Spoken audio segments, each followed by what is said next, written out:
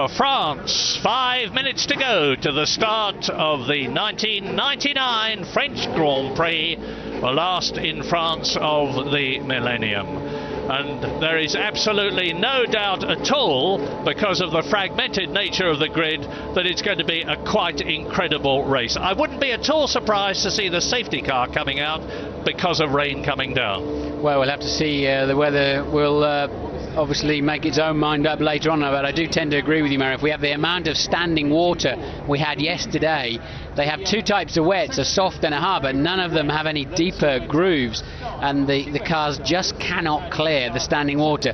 You're seeing the Mercedes-Benz safety car going round there now. The significance of that is they've clearly decided not to start the race using it, so it's now going to be parked at the back, and it's obvious to see why, because the track is bone dry. But that is a procedural thing as he goes round to form up behind the cars as an emergency vehicle off the start. There's one guy, I think, who it is a topsy-turvy grid, but I think Barrichello has got a car underneath him that's fast enough, wet or dry, to actually have a pretty good run at this race. I don't think, frankly, that Alesi's car, he's on the front row of the grid and getting a good luck shake there from boss Peter Sauber. I don't think Alesi or Panis have quite got the speed to fend off Coulthard, Michael Schumacher and people like that coming through, who are a bit out of position on the grid after that wild qualifying session yesterday. So surprised to see Barrichello with a dark visor on there, and that's a big problem if it does rain, seeing where you're going. The water, you can see the rip-offs, he's got 3 or 4 on there, the plastic shields they pull off. What happens, the water gets driven up in between them and you can't see anything at all then, and it'll be like looking through somebody else's glasses. You just can't see anything at all. And I'm very surprised to see so many, there's Alesi again, so many drivers with not only there's 3 types of visor, clear, medium and dark, and both of those guys have got the darkest visor on, and the sun's not even shining. One blessing about this track is that when they start, they haven't got a corner right on top of them, which is going to slow them down and cause collisions, I hope, unlike Montreal, unlike Monaco, for instance. I hear what you're saying, Murray, but there is that left kink grand curb, and it's easily flat out, as we've seen when they're on a normal lap, but it does tend to focus them and funnel them all into the same point, and we have seen a few dramas there before they have to fall into line astern for turn 2, the Estoril corner. And there's another rerun of the grid positions for the start of this French Grand Prix. Well, one thing is absolutely for sure. Watch at the back of the grid Eddie Irvine. Watch just ahead of him, 14th on the left-hand side of the grid, Mika Häkkinen. Let your eyes go forward a bit, and it'll be 6th, Michael Schumacher. Ahead of him, literally directly in front of him, David Coulthard. 2 men that must be very fancied for this race. But as we've said before, we'll say again, and we'll soon see whether we're right. Rubens Barrichello could be the man. Let us not forget that Rubens Barrichello is no tyro. He's not new to this motor racing game. This is going to be his 103rd Grand Prix, and he actually led the Brazilian Grand Prix this year in the Stewart Ford for 27 laps. So if Barrichello can get away well, and if Alesi gets away well, and Panis does the same thing, we could, as I said earlier on, see an opportunity for Barrichello to break away. I'd put good money on it that the 3 drivers who are way back down the grid, Irvine and Hill and Häkkinen, that their cars were too low yesterday. The ride height of the car, statically and dynamically, too low. And as soon as you get too much standing water, they become surfboards effectively. We've already said that the tyres can't clear the water, but also the plank, as they call it, underneath the car tends to surf along on the top, and some drivers had the confidence to nail the car down the straight, and others just couldn't keep it going in a straight line at all. And it could be a matter of a couple 3 millimetres, just over 1/4 of an inch of ride height underneath the car. Well, that was Jean Alesi getting good luck wishes from his team around him, the Sauber team, the man from Avignon and Nyon, and there he is with a completely clear track in front of him. Away he goes for the formation lap with Rubens Barrichello. There's the white Stewart leading away. Jean Alesi getting a bit of a stormer then, realising he had to get out of it, because if you effectively pass, which he would have done, pole sitter Rubens Barrichello, he'd have been in trouble there. Like Schumacher at the British Grand Prix. Absolutely. So you can see they're out of the Estoril bend now, coming down. They'll be doing about 180, 190 miles an hour as they approach Adelaide, the second gear, turn 3. That is it. You've seen the lap with Martin from a driver's point of view. So next up is the Nürburgring chicane, sweeping right and left and then into the 180. Should point out that in the warm-up, Coulthard was fastest just ahead of Irvine and Michael Schumacher in the two Ferraris, but again it was in the wet, albeit some 6 seconds a lap faster than the pole position, purely because there was a bit less standing water. So Coulthard seems pretty confident in his car, wet or dry, and he'll be keen to get off the start line, otherwise you're going to have Michael Schumacher bearing down on him, and he needs some points today. Coulthard must score some points, must not let Hakkinen and co get too far ahead of him, and really he's also carrying the baton for the McLaren team because Mika Hakkinen's got a lot of overtaking to do. There's an unusual sight then. Barrichello in the unique sight. Barrichello in the Stewart Ford leads on the formation lap from a darting and dodging and diving and twisting and turning Jean Alesi. Behind Alesi, Olivier Panis in the blue Prost, and Michael Schumacher starting from 6th on the grid. So they're out of the Chateau d'Eau, the right-hander which drops down alone. One of the Williams in trouble? No, I think they're all having to just back up. So somebody slowed down a lot to warm his tyres up with spinning them away from that last little chicane, and I think it backed the whole crew up behind him, and it's so easy to stall the car in that situation, and sometimes you're not even looking ahead of you, you're looking inside the car, generally playing around, and suddenly you realise the car in front has stopped, a bit like at a roundabout. Fingers crossed then for the weather. We're with Alesi. Look to the right, and it's Rubens Barrichello. As ever, look for those 5 red lights coming on one at a time, going off together to lead to a pre-programmed pause, and then the race starts. The green flag waving in the background shows that everybody's in position, and in Magny-Cours in France. Yes! Good start by Barrichello. Good start by Barrichello. David Coulthard goes up into 3rd place, so already he has made a position. It's Barrichello leading Alesi, leading David Coulthard, and Olivier Panis has dropped back to 4th position. Heinz-Harald Frentzen in the yellow Jordan is 5th. Barrichello leads. I think Herbert had a very poor start. Johnny Herbert falling back through the field. What did you say? Barrichello making the perfect getaway under pressure, and that's Frentzen coming up into 4th place. So Panis really losing out on that first lap, with Schumacher already round the outside of him. Schumacher is up to 1, 2, 3, 4, 5th position from 6th on the grid. And Eddie Irvine carving his way through the field. He's up behind Damon. There is Damon Hill. He's going well too. And Frentzen. Frentzen with Michael Schumacher trying to get at the inside of him into 180. And Hakkinen also already up to, I believe, 10th place. Mika Hakkinen flying through the field, coming up towards Imola, the right and left, and that leads into the Chateau d'Eau. The race leader, Rubens Barrichello, 1 lap almost completed, 71 to go, and he's got a gap between himself and, as I thought, Jean Alesi, I think, is starting to hold things up already.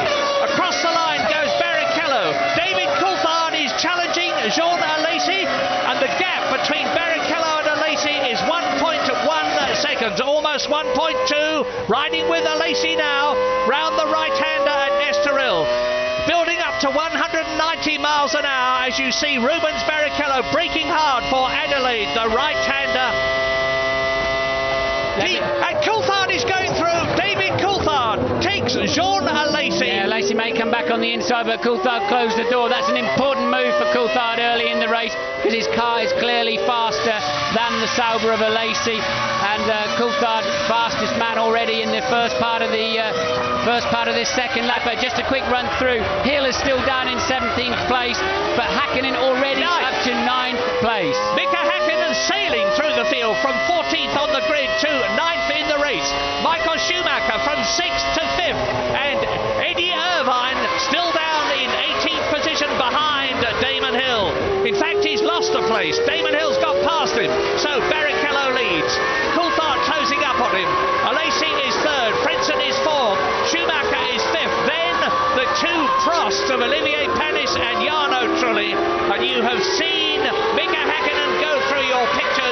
as the race leader, Rubens Barrichello, completes his second lap. Now the gap has come down between him and the second place man, and it's now David Coulthard to 0.6 of a second. Yes, despite overtaking Alesi on that lap, albeit relatively straightforwardly at Adelaide hairpin, Coulthard was a full 1 second faster than Barrichello, the current leader. So Coulthard's car working very, very well. The track is green. It's been washed very heavily with rain, and really the cars will be a new experience for everybody until they can get some rubber back down on the track. This is David Coulthard's golden opportunity, starting well ahead of his three main rivals for the championship, the two Ferraris of Schumacher and Irvine, and of course his teammate Mika Häkkinen. And Mika Häkkinen is now 8th. He's got ahead of Fisichella. He started in 14th position. He came through at the end of the lap in 9th position. Now he is 8th. It's Jarno Trulli next for Mika Häkkinen to challenge, and then he's going to get up amongst the top men on this very, very difficult part to pass circuit. Lap 3 out of 72. Barrichello, Coulthard, they're together. Alesi is dropping back. 2.2 seconds now, the gap, and that's making things difficult for Schumacher. He wants to get ahead of Heinz-Harald Frentzen, who's in 4th place. So here they come. 1-2, Barrichello and Coulthard. And you can see that Frentzen is bottled up behind Alesi, who's got clear air between himself and the yellow Jordan. Well, Coulthard, I think, may have a small straight line speed advantage on Barrichello, but he's never going to get close enough behind him in that long, long right-hander of Estoril. I saw a comment from Nicky Lauda that you should have long, fast corners onto the straights for overtaking. I completely disagree with him. You need a slow corner on, otherwise you lose too much time in the dirty air of the car in front, and that's the problem Coulthard has now got. Barrichello's car is just about good enough to make it very hard work for him to pass. And now Häkkinen is 7th. He's got past Trulli. He'll get past Olivier Panis. I'm quite sure about that. Panis, the Frenchman in the Prost, started 3rd. He's down to 6th now. Michael Schumacher has passed him. So has Heinz-Harald Frentzen. Alesi is still 3rd, and here are the leaders, and we are on lap 4 out of 72. Rubens Barrichello resisting the pressure from David Coulthard. I say again, if you've got the racing line at this Magny-Cours circuit, it's mighty difficult to pass, and there's not all that much of a power differential between the Ford V10 and the Mercedes V10, if any differential at all. They're both revving at about 16,000 RPM, and Alesi still holds that 3rd position. Now we're with him now. You can see Coulthard and Barrichello disappearing into the distance, and look at that rain cloud. Look at that rain cloud on the left. If that moves much further right and deposits its contents on Magny-Cours, as sure as eggs are eggs, we'll have the safety car out. Bad news for the Brits. We've got Hill 16th, Irvine 17th. Johnny Herbert has obviously got a problem.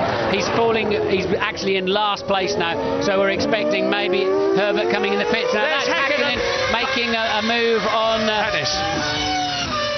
Mika Häkkinen past Olivier Panis up to top 6th position, and into the pits comes the unfortunate Johnny Herbert. That is no routine stop on lap 5 out of 72 as we watch Mika Häkkinen now, and in his sights he has now got Michael Schumacher.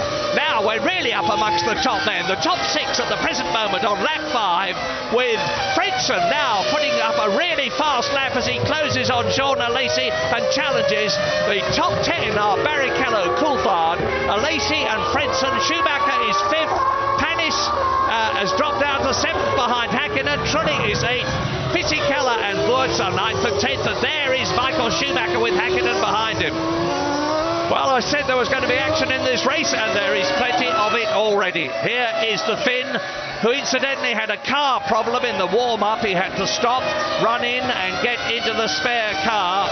No such problem in this race. There is Michael Schumacher in the Scarlet Ferrari in 5th position, but he's not making any impression on Heinz-Harald Frentzen. Coulthard challenging for the lead.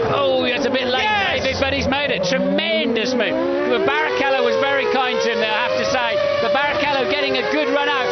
Coulthard should have the power to drag him down to the Nürburgring chicane. And well, David, that was a great move, but Rubens was kind to you, but you had to make it sooner rather than later. And this, of course, is a rerun of these two having a big scrap in the British Formula 3 Championship many years ago. And now David Coulthard is really in a terrific position to make this race his own. I know it's early days to say that. We're not 1/10 of the way through the race yet, but having fought his way through from fourth on the grid to first, here's a replay as they come down to the hairpin at Adelaide. I was expecting Rubens Barrichello to dive through on the inside, but David Coulthard resisted him and has retained the lead. Yes, I think Rubens did very well there. I mean, bold move from David, and he made it stick very well, but Rubens saw him coming and took a decision. Okay, I'm not going to have an accident. That whole incident ended up in Barrichello's hands, and I think he took the right decision. Well, now the man to watch is Sean Lacey in third position as David Coulthard there pulls away from Barrichello. Nobody can get past Sean Lacey. Frentzen is still trying. Look for the yellow Jordan in fourth position, and Schumacher is still fifth behind Frentzen. Well, talk about let him off the leash. Coulthard just went a full 1.5 seconds faster than any other man on the track on the last lap. So now he's got some clear air. He's getting out of there. Now David started fourth, and his time difference on his lap as you watch Schumacher and Hakkinen battling for fifth position in the Ferrari and the McLaren. David Coulthard was 2 seconds slower than Barrichello, but Barrichello went out when the weather was good, or as good as it was going to be in qualifying. David Coulthard went out when it was at its very worst, and it was an absolutely magnificent lap. And as you heard from Martin earlier on, he was fastest in the warm-up this morning. The McLaren is absolutely au point for this race. And here is Frentzen, Schumacher, Hakkinen, and they are fourth, fifth and sixth. And Mika Hakkinen, I remind you, has come up from 14th position. You're watching him now in sixth place. Well, the McLaren is clearly working very well on this racetrack in the condition it's in.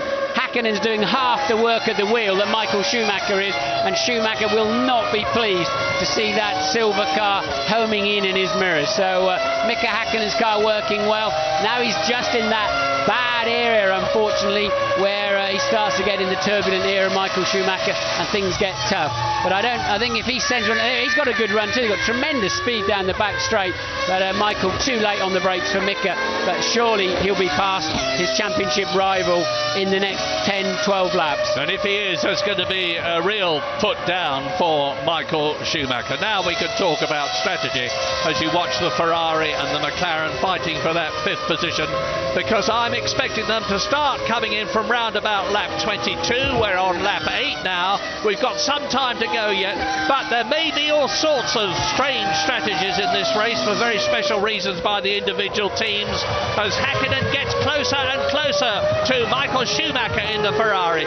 They might, for instance, choose to start on a low fuel load and come in early. They might decide to do just the opposite. Time will tell. We're on lap 8. David Coulthard has just done the first lap in under 1 minute 20, and he's gone round in 1 minute 19.227 as Lacey, Frentzen, Schumacher, Hakkinen coming towards us. The two cross of Panis and Trulli. And there's a 105,000 people crowd here, and they are spellbound. Well, you saw Hakkinen lost out a little bit in the middle of Estoril corner. He's a little bit nearer than he was before. Will he come into the picture? Look at the tremendous slipstream he got there. Michael going to the inside to protect the line, and he's going to brake later. I think Mika could have stayed a bit longer on the throttle there, to be honest. But Michael defending his line early, realising Hakkinen has got to run at him, and he keeps the place. Well, these are the two top drivers of the day. Yes, they're in fifth and sixth positions, but what a battle they are having. And I'd remind you that Heinz-Harald Frentzen, the brilliant German who crashed so heavily in Canada 2 weeks ago, is staying ahead of them. Here's a replay. Schumacher goes up, it stays on the inside. Schumi was quite clever there. He parked it on the apex to make sure Mika couldn't duck back underneath him, and really played a bit of a masterstroke there. Hakkinen should have been through. So I think James Allen has got some news for us. James? That's right, Murray. Yes, you were just speculating about the strategies there, and basically you need to give yourself, as Martin was saying before, a wide open pit stop window. Normally this is a two-stop race, and you'd start with about 55 kilos of fuel and go to around lap 20 to 22 if it was dry. But today they're expecting rain after about half an hour is the latest forecast I heard. We're about 20 minutes into this race, So you start with a little more fuel, around 60 to 65 kilos, and be flexible. Also adding a little bit more downforce at the beginning of the race. We saw Schumacher and the front runners doing James, that. we got Hakkinen with a great chance now. Now he has got the inside line. Michael will not hold that off. Will he duck back underneath? Hakkinen running a bit wide. I still think Hakkinen should out-drag him to Imola, but it's going to be touch and go. He hasn't got the advantage Coulthard had against Barrichello. Michael will have to yield, and he does. Look at the crowd. They're all getting their coats on out here, Murray, in the grandstand. Yeah, everybody suddenly stood up, getting their coats on. They're going to be coming in before very much longer, I'm sure, and that will be to put on weight. When the time is up, David Coulthard in the lead. Rubens Barrichello takes the lead, and David Coulthard looks as though he's out of the race. He stalled his engine, and David Coulthard retires from the lead of the French Grand Prix on lap 10. What awful luck for the Scotsman. Now it's Barrichello. Here's a replay. Let's see what happens. It's broken down. It's not a place you go off. Obviously his car's broken down, and he just decided to get off the racetrack as he saw second place man Barrichello coming along. What has Coulthard got to do? Well, poor David Coulthard. That's the fourth time in 7 races that he's retired for one reason or another. Luck is not with him this season, but Barrichello's benefited from that, and Barrichello has got nearly 4 seconds between himself and Jean Alesi, who now regains his second position, which is where he started on the grid. Heinz-Harald Frentzen is third, Mika Hakkinen is fourth, and catching the German Michael Schumacher in that 5th position. All is not lost for the German, because the rain that we're expecting could change things. They might be on different strategies. But meantime, Rubens Barrichello will be feeling very, very heartened and happy about this. Look at the battle developing behind them. There, you see the yellow Jordan of Heinz-Harald Frentzen. Ahead of him is Alesi. Now, this is Frentzen's opportunity. If he can only fight his way past Alesi, who is the most experienced Grand Prix driver of them all in this race. We're with him now, coming out of the Chateau d'Eau. Now, there we go. Alesi into the chicane, down to the last corner, the Lycée, turn 14 in this race. There's Frentzen, behind Frentzen is Hakkinen, behind Hakkinen is Schumacher. Second, third, fourth, fifth. Panis is in 6th position, but he's 5 seconds behind Michael Schumacher. A titanic scrap between the 2nd, 3rd, 4th and 5th men, while Rubens Barrichello races round in the lead of the French Grand Prix on lap 12 out of 72. And watch Mika Hakkinen. He's come up from 14th. He's now 4th. 10 places, and he's trying to do to Frentzen what he did to Michael Schumacher. Very, very late on the brakes in the McLaren. Well, the disappointment of the race has got to be the pace of the Ferrari, really. And Michael Schumacher falling away from that battle quite quickly there. Still in 5th place as Alesi locks the inside the left front wheel going into 180. Not unusual going into there, it has to be said. And Hakkinen very much stalking Frentzen for that 3rd place. Didn't take Hakkinen long to get through the pack, did it? It did not. And Eddie Irvine, on the other hand, is taking a long time to get through the pack, as you see Coulthard's McLaren being removed. Eddie Irvine started in 17th place. 12 laps later, he's fought his way up to 12th position. Damon Hill started 18th, and he's only 15th now. Yes, there's a long way to go, and the retirements are David Coulthard is out of the race. Poor Johnny Herbert has retired yet again. He surely must be the most retired driver in Grand Prix racing, because year after year, irrespective of what car he's been in, poor Johnny's had to retire. He's out of this race, as is Deniz, as is Coulthard. 19 out of the 22 starters still running. Marc Genet is last, and his teammate Luca Badar is in 18th position ahead of him. Down to Adelaide, the hairpin. Alesi 3rd, Frentzen 4th.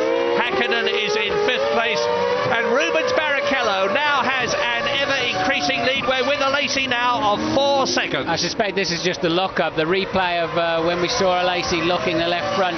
You could see him moving the steering wheel around, but just eased the brake pedal back a little bit, trying to reattach the wheel to the tarmac, and he did that rather nicely. Well, now you can see 4 of the very best drivers in Grand Prix racing in very, very evenly matched motor cars, demonstrating that Magny-Cours, like most Grand Prix circuits these days, is very difficult to get past. And why, people say, is it sorts of reasons. The drivers have equal ability. The cars are very evenly matched. The aerodynamics make the air behind them very turbulent, and if you get close to the car in front, you lose downforce on your front tyres, which are the ones that are steering you, of course. And so all in all, you've just got to pressure the driver in front and hope that he makes a mistake. Eddie Jordan there. This is the problem corner, Estoril, and Hakkinen having dropped back a little bit now, and obviously nowhere near any kind of position to have a go at Frentzen under brake, and he'll close up on him, I think, but I don't think he's going to be able to do anything until he gets significantly closer out of turn 2, Estoril corner. Well, nonetheless, Hakkinen will be more than satisfied to already have Michael Schumacher behind him. Yeah, and Michael Schumacher is dropping back. You see, we're watching him now. He's over a second behind that battle for second position between Alesi, Frentzen and Hakkinen that you're looking at. That wasn't an overtaking manoeuvre you were watching there with Hakkinen and Frentzen. That was just, there's very much two distinct lines to take into that corner. Go in wide and come out tight, or just go in very early. Very early is definitely the fastest way, but Frentzen choosing to go in a little bit wider, and it looked like Hakkinen was going to come sliding up the inside, but it's not the corner to do it. Well, now sadly I have to say that it really does look now as though David Coulthard's chances of the World Championship have been all but destroyed. He started this race in an equal 6th position, some 22 points behind his teammate Mika Hakkinen that you are looking at. If he'd got those 10 World Championship points that he would have got if he'd managed to finish this race where he was when he retired, it would have considerably strengthened his case. Now here we go, Murray. Now it's a much different situation for Hakkinen. He managed to stay close enough. He should be able to come up the inside. Will Frentzen close the door? Not impressed. Clean as a whistle. Clean. Oh, yes, he goes. Frentzen dives up alongside him, and he's going to. But Hakkinen has got the inside line for the left-hand bend. Now there's a right-hander that follows, and Hakkinen chops across quite safely the front of Heinz-Harald Frentzen, now up to 3rd position. You are watching an absolutely superb drive by the reigning world champion Mika Hakkinen. Here's a replay. Yes, Frentzen should have come to the right. It was clear that for all to see that Hakkinen was going to have a go at him and got more straight. He already knows Hakkinen's faster in the straight, and Frentzen just left the door absolutely wide open. And now Hakkinen's bearing down on Alesi, who I think is doing rather well. Yeah, I think Alesi is going to yield where the others did not do so quickly. There'll be more of a performance differential between the Ferrari engined Salva of Jean Alesi and the Mercedes engined of Mika Hakkinen. So they're round the left-hander at the Grand Courbe into Estoril as we look down from the helicopter. The blue car is Jean Alesi, 2nd place.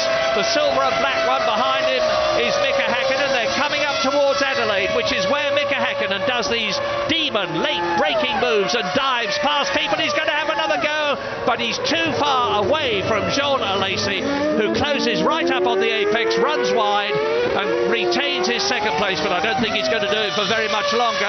Meantime, Rubens Barrichello now leads by 4.6 seconds, and covering the first 5, there's a mere 7.2 seconds as you watch Ralf Schumacher try to pass Fisichella in the Benetton.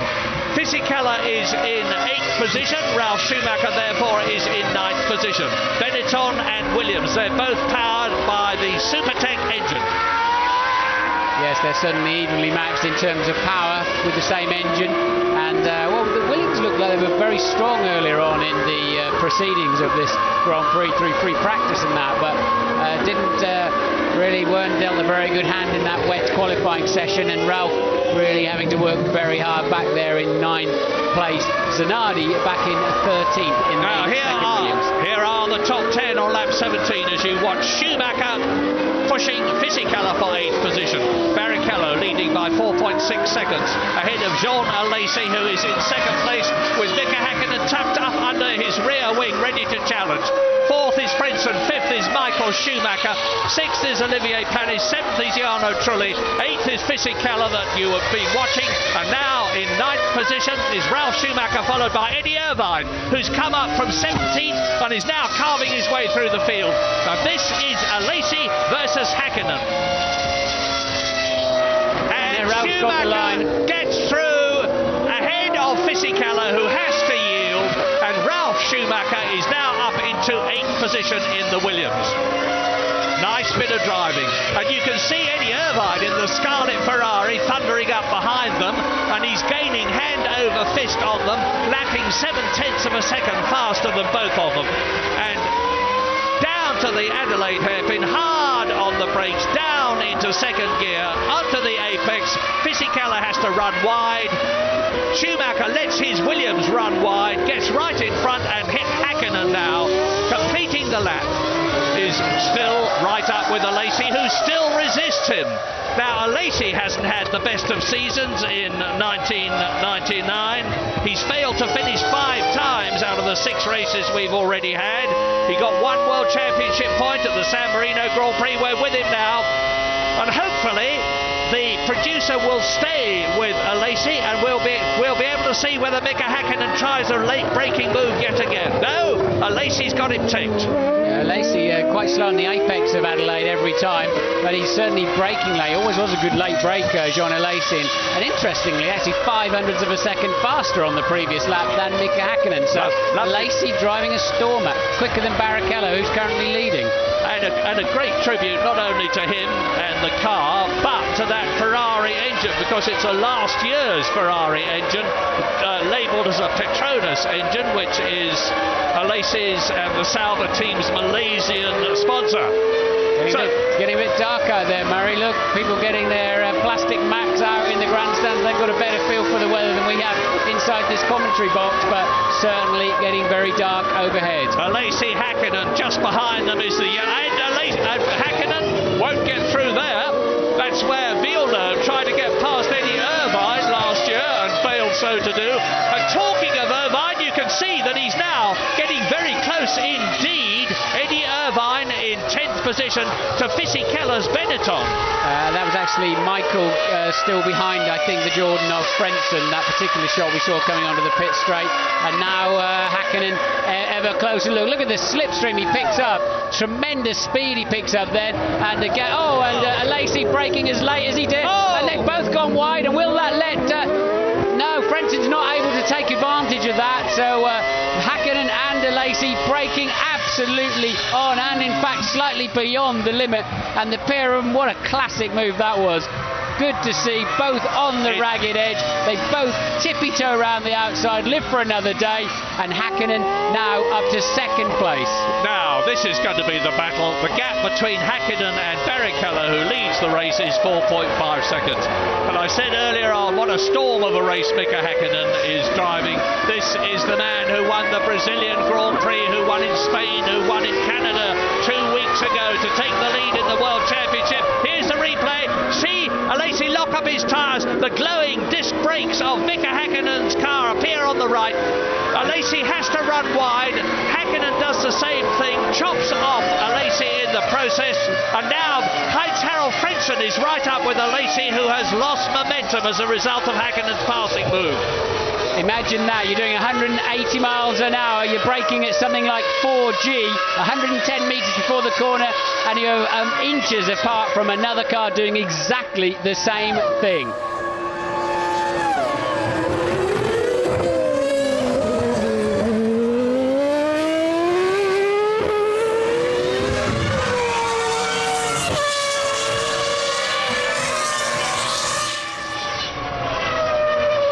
One very happy man in the McLaren team, well, a lot of very happy men in the McLaren team, but in the car there, Mika Hakkinen, he won't be allowing himself to feel elated. He'll be grimly determined as he starts to close, he hopes, on Rubens Barrichello. There is the Brazilian in the Stewart, and one very miserable man in the McLaren team, and then of course is the unfortunate David Coulthard, to whom everybody's heart will go out. Something happened to the car, we don't know what. Alesi is still 3rd, Frentzen is still 4th. Michael Schumacher not making any progress at all, he's still in 5th position. Something is obviously wrong with the Ferrari, unless, and being very charitable indeed, he's on some most peculiar strategy, as a result of which he's running a heavy fuel load. But I really am looking for excuses for him when I say say that. 5th position, Michael Schumacher. Now in the points, Olivier Panis in the Prost, very closely followed by Jarno Trulli, his teammate, ahead of Ralf Schumacher in the Williams, who is 8th. Eddie Irvine is about 3 seconds behind Ralf Schumacher in the Ferrari in 9th place. Fisichella is in 10th position. Damon Hill, 15th. Hasn't made any real progress. He started in 18th position. There have been those 3 retirements from Coulthard, Deniz and Johnny Herbert. And Mika Häkkinen rounds the left-hander, goes up towards Imola, the right and left towards the end of the circuit. Now the gap between Häkkinen and Barrichello has come down by nearly a second. It was 4.2 seconds and Häkkinen really gets out of shape there. 3.3 seconds is the gap now. I think it's raining. Look at the umbrellas, Murray. It started to rain. So as they promised a while into the race, it's starting to rain. Now they're going to have to be careful. Yeah, this is where driver skill to the nth degree is going to be called for. The gap as Barrichello goes across the line, followed by Häkkinen.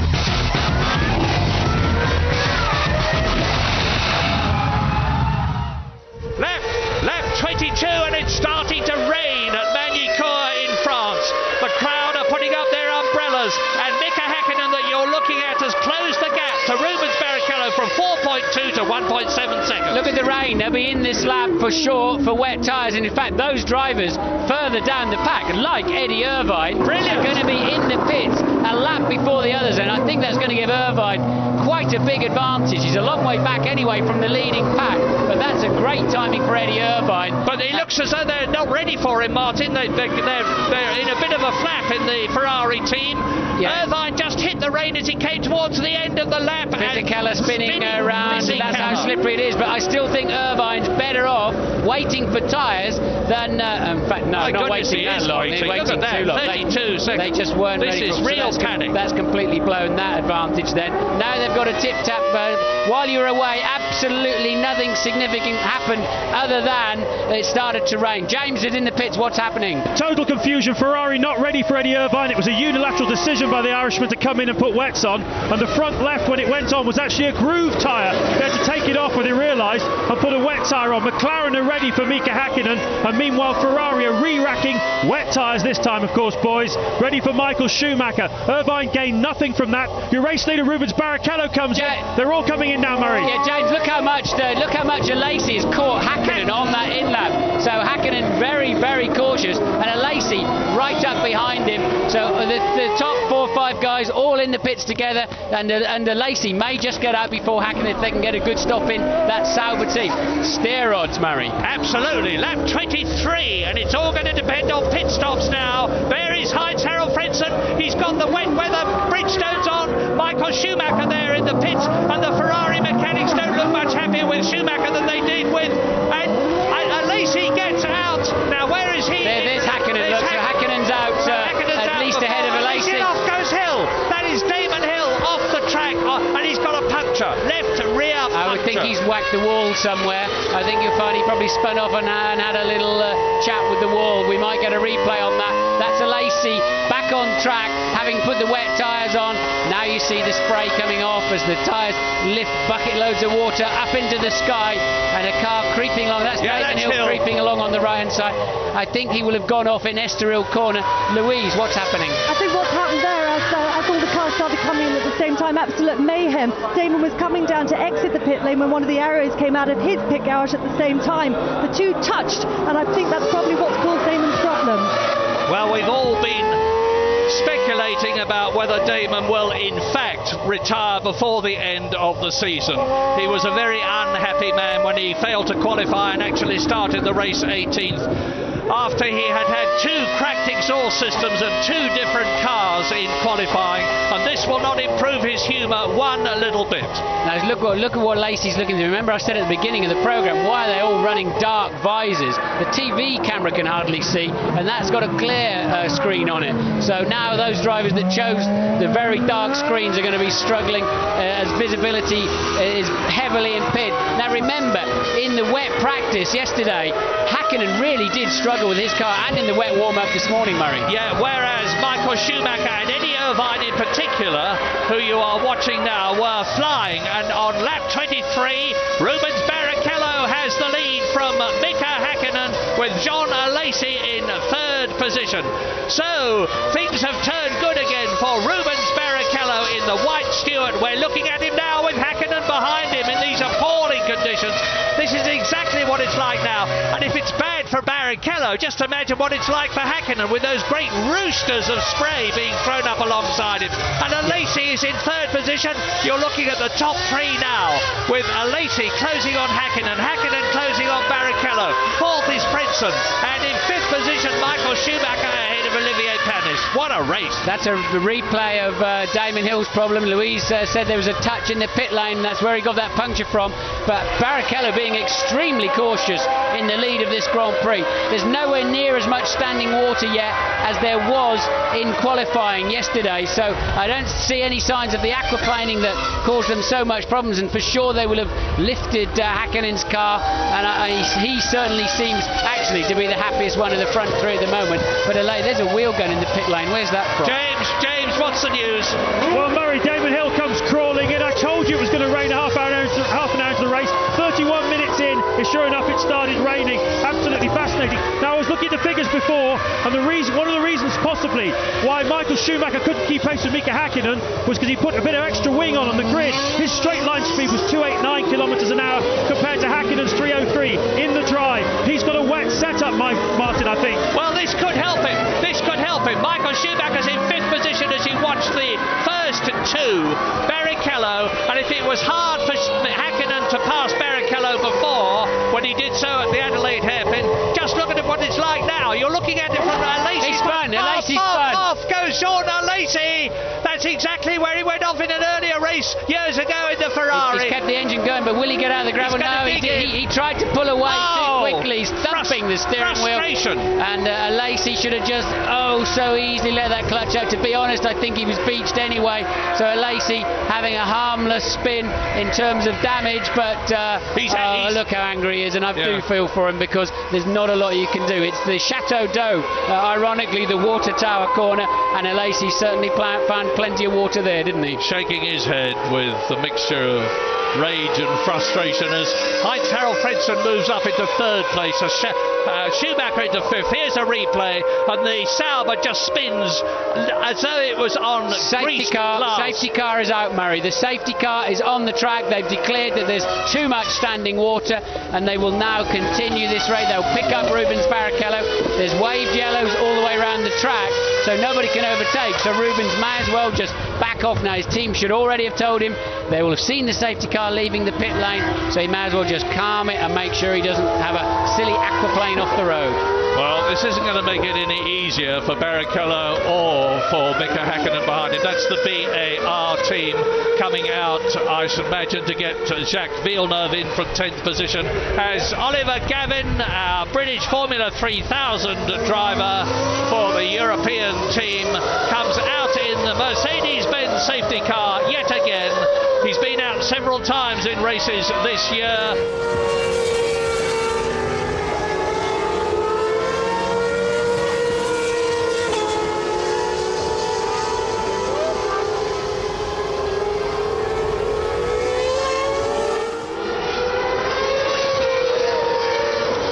Safety car, yes indeed. I haven't actually seen it on the screen yet, and race leader Rubens Barrichello is waiting to pick it up. In spite of the fact that Oliver Gavin will be doing his very best, he's got to keep the Mercedes-Benz on the track, and Barrichello will close up behind him. Then Hakkinen will close up behind Barrichello. Frentzen behind Hakkinen. Michael Schumacher now in fourth place behind Frentzen. Into the pit, sure enough, comes Jacques Villeneuve from ninth position in the race in the BAR. He's yet to finish a Grand Prix for his new team and spurts out on the rain tyres. Well, that's smart thinking. Jacques being an IndyCar driver before, and of course being very much used to yellow flag periods, as they're called over there, uses the time to fill up and maybe just maybe he can get to the end with that Martin, fuel he's just put in the car. Cast your mind back to Australia when Ayrton Senna drove into the back of your car. The conditions were absolutely appalling then. Compare them with these conditions. Are they going to be able to keep the race going? I think they can keep it going behind the safety car. We didn't have such luxuries then. You're either in the pits, in the wall, or in the race. So I think they'll be all right out there as long as the rain eases off. There's a long way to go yet, and I'll be surprised if they don't restart this at some point under the greens, but not for a little while. This rain shower, if you can call it that, lasted for a long time yesterday. The sky is brighter as I look out of the window, and it can clear up very quickly here. It was like this when we came in this morning early, and it dried out completely over a period of time. But anything could happen from now on. We're on lap 26. We're just about 1/3, and Rubens, now why is he waving? Is he waving to stop the race? I've seen Alain Prost do that.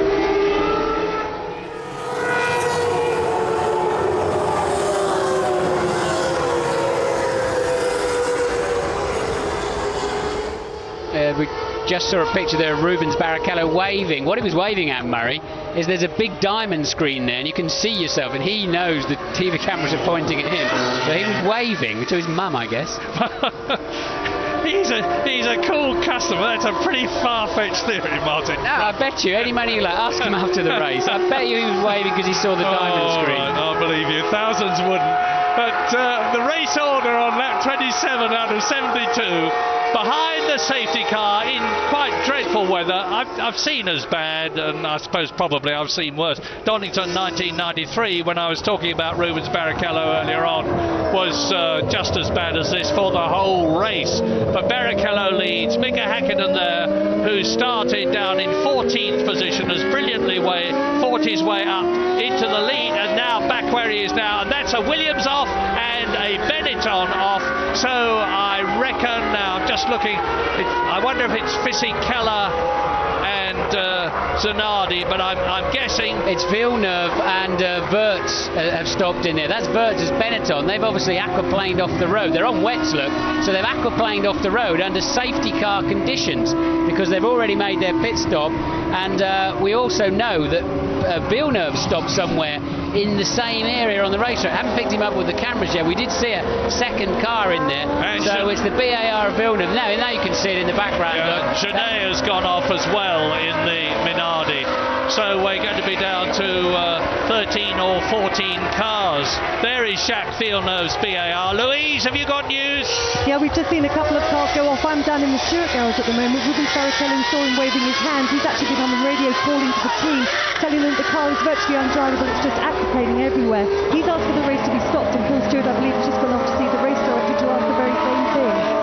I hate smugly to say I told you so, Martin Brundle, but you didn't believe me. I remember because it was identical to Alain Prost in 1984 at Monaco when he went across waving his hand to say stop the race when Ayrton Senna was bearing down on him in the Tolman. But if I was the race director, I'd be saying, okay, well there's Genet's car. So but remember, those cars weren't behind the safety car. Okay, they were playing catch up. We saw Villeneuve making that extra stop for fuel, and at safety car speeds, I don't think there's any need to put the red flag out. And they can do. We had that here, I remember, in a French Grand Prix 3 or 4 years ago, where they actually had to stop the race for a period of time. We didn't have the safety car in those days. I don't believe there's any chance of aquaplaning off at these speeds, and they should just carry on as they are. Good news, that's Genet's car. Good news, it's getting much brighter now, and I'm sure you're right, actually, Martin, in all seriousness. The safety car will motor around until the rain eases. We'll know when he's coming in. Have you ever seen I've seen the safety car crash. That's when you know it's really getting bad. Then you have got a major problem. But I noticed that Heinz-Harald Frentzen just a few seconds ago was positioning himself very aggressively in third place behind Mika Häkkinen's McLaren. He's dropped back a bit now. But Frentzen's dander is clearly up. He means to get past Häkkinen on the restart of the race when the safety car pulls off. And you can see Michael Schumacher in the Ferrari has got Olivier Panis right behind him, where watching Marc Genet's car being removed from the track So that means that Johnny Herbert is retired, Deniz is retired, Coulthard is retired. We've seen Jean Alesi spin out. Now we've seen Genet and Wurtz and Villeneuve, and Zanardi for that matter seems to be out as well. So it looks as though we're going to be down to 13 cars when the race restarts out of the 22 that originally took the lights. Yes, apparently Paul Stewart has asked for the safety car to slow down, but I still think those 3 cars that went off were playing catch-up to the snake behind the safety car. If they do happen to throw the red flags, and I really believe they won't, then the race will be in 2 parts. Poor old Jean Alesi, Murray, he was a half a lap away from the safety car coming out, so he'll be even more angry as he's trudging his way back to the pits. The eagle-eyed amongst you will have spotted that Damon Hill has rejoined 2 yellow Jordans up there, so Damon Hill, far from being discouraged, is back in the race, although he will be a lap or 2 laps down actually. But in this race, quite clearly anything can happen, and if you're there at the end, who knows, you could be in the points. Top 6 get points, 10, 6, 4, 3, 2, 1 for the 1st, 2nd, 3rd, 4th, 5th, 6th places, and Oliver Gavin in the Mercedes starts another lap, followed by Barry Keller. And of course, this is the way the Canadian Grand Prix 2 weeks ago finished, behind the safety car. We saw history made then. Let's hope we're not going to see it repeated here, because it would be a very early finish, and we would then be into the question of whether points would be awarded. If the race is finished at 75% distance, which would be 54 laps in this race, points are awarded. There are the McLaren mechanics, and here is the safety car. We're on lap 29. The counter keeps running. That is Tora Takagi in the arrows, 13th position in for tyres and fuel. And a new nose. He's obviously had a trip through the gravel trap at some point. Barrichello's the leader of the race. If he wants to slow the safety car down, he can actually just slow down and leave a bigger gap, and eventually Ollie Gavin will have to respond to that and slow down anyway, but the pace looks sensible to me. Eddie Jordan walking along the pit lane wrapped in thought, wondering about Frenson, his man, who has had such a brilliant season since he joined the Jordan team. 2nd in Australia, 3rd in Brazil, 4th in Monaco. He's only won 1 race, and that was for Williams the year before last, the San Marino Grand Prix at Imola. But Heinz Harald Frenson has reacted magnificently to being appointed by the Jordan team. And the German is actually equal 4th in the World Championship. And talking about the championship, Häkkinen is looking at the present moment with a 4-point advantage over Michael Schumacher of extending it if they stay where they are, because at the present moment in 2nd position Mika Häkkinen is on a potential 6 points, whereas Michael Schumacher is on a potential 3 points.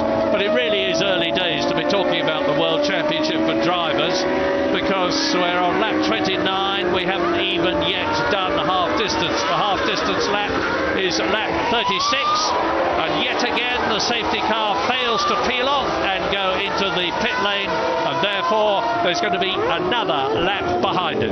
Yes, he's got to do a lap with his lights out, so see if he switches anything off as he goes over the line. I think if he does, it's a touch too early, frankly, but won't be too much longer. I'm pretty certain that they will restart this race under greens. The sky's clear.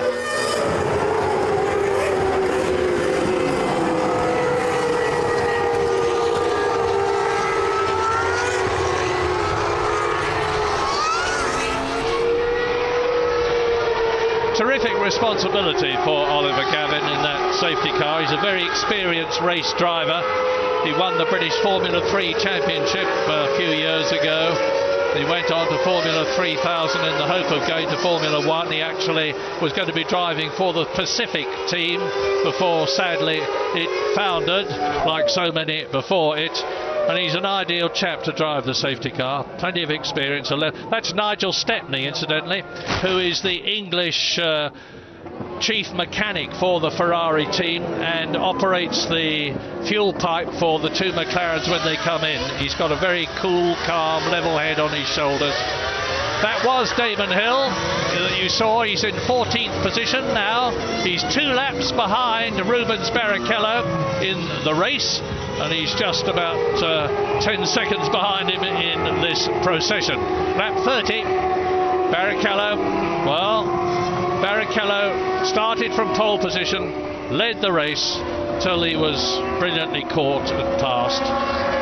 Now he's back in the lead again, and everybody of course has had at least one pit stop. Takagi's been in twice as a result of going off. Damon Hill's had his routine fuel stop, and he's had that problem with the puncture, so he's been in twice.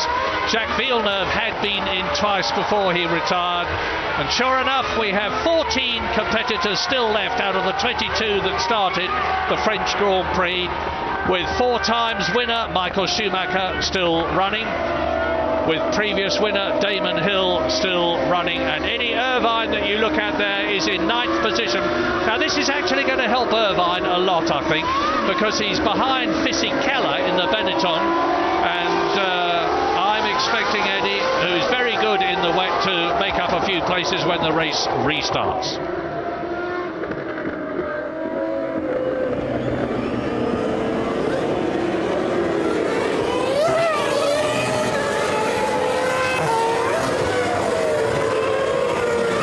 Lap 31 out of 72, and as you can well see, the safety car is still out. I don't think it's going to be out for very much longer, because the rain has stopped. Patrick Head there, the technical boss of Williams, and Rubens Barrichello has got Mika Häkkinen tight up behind him. I'm expecting, I've got no prior knowledge, I'm expecting the safety car to come in very quickly indeed. So there is Häkkinen second as he comes through.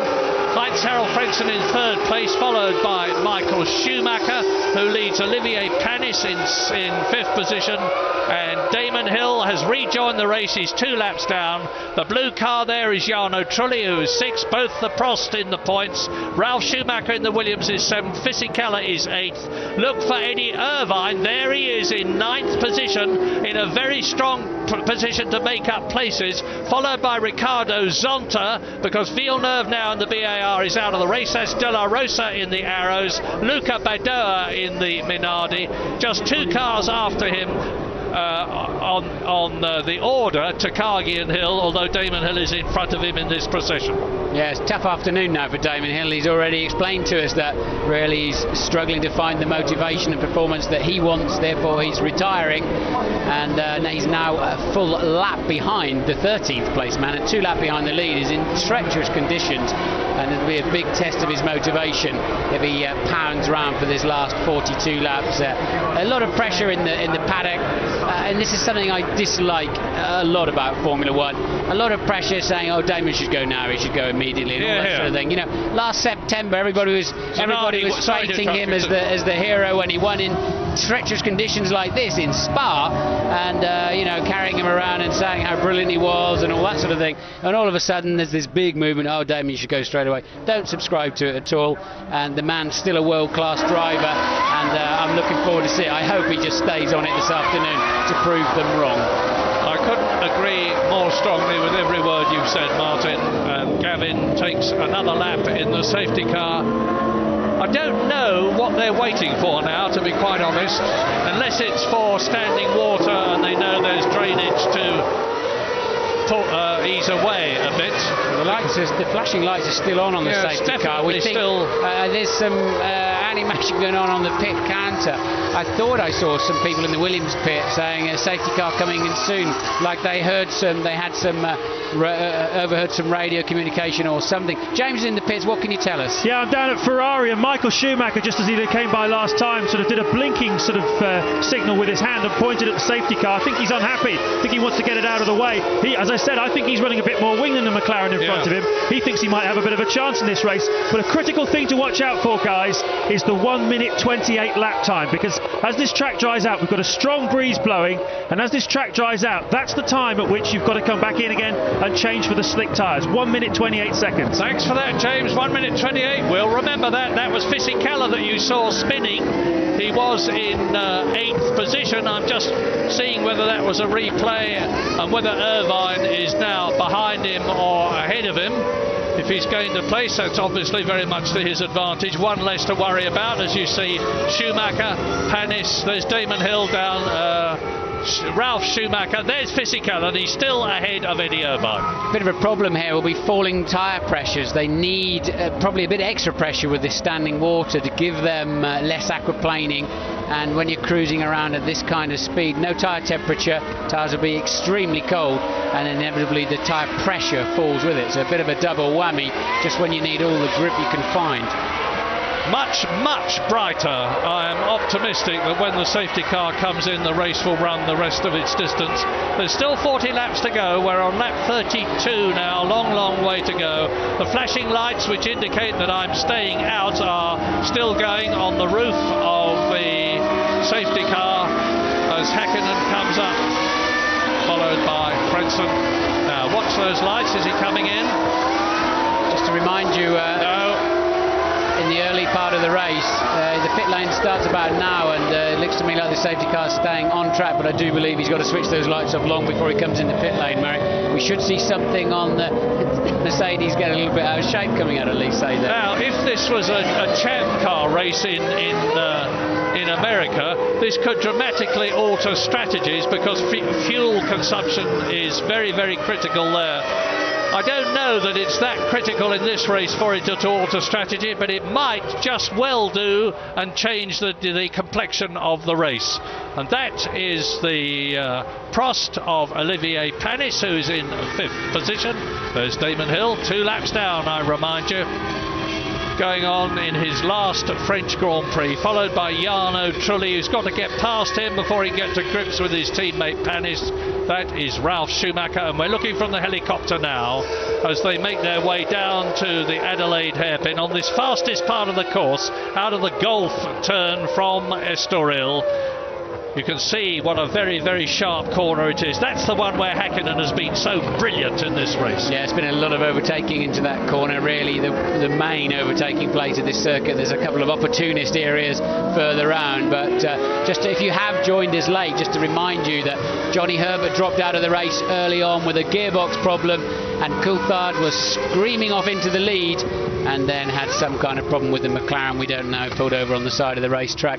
Häkkinen has made his way beautifully through from 14th to 2nd. Well, there was a time when you would have been looking at those big wide rear boots. They're much narrower now. The 4 grooves are there for water clearance, and also in dry conditions just to put less rubber on the road to make the cornering slower in the hope of increasing lap times. Now, I watch the safety car again. I still see those lights flashing, but we're at Imola now, and it's when he comes out of the right-hander at Chateau d'Eau, which he's approaching now, that we'll know if those lights go out. Hello, there's the starter. They're looking as though nothing in particular is going to be happening as Hill rounds the corner in the Jordan. Safe down. Is this the signal for the race to restart on lap 33? It is not. Absolutely it is not. You can hear the engines revving. They're getting a little bit impatient now. The drivers know the track's just about ready to go again. So temperatures?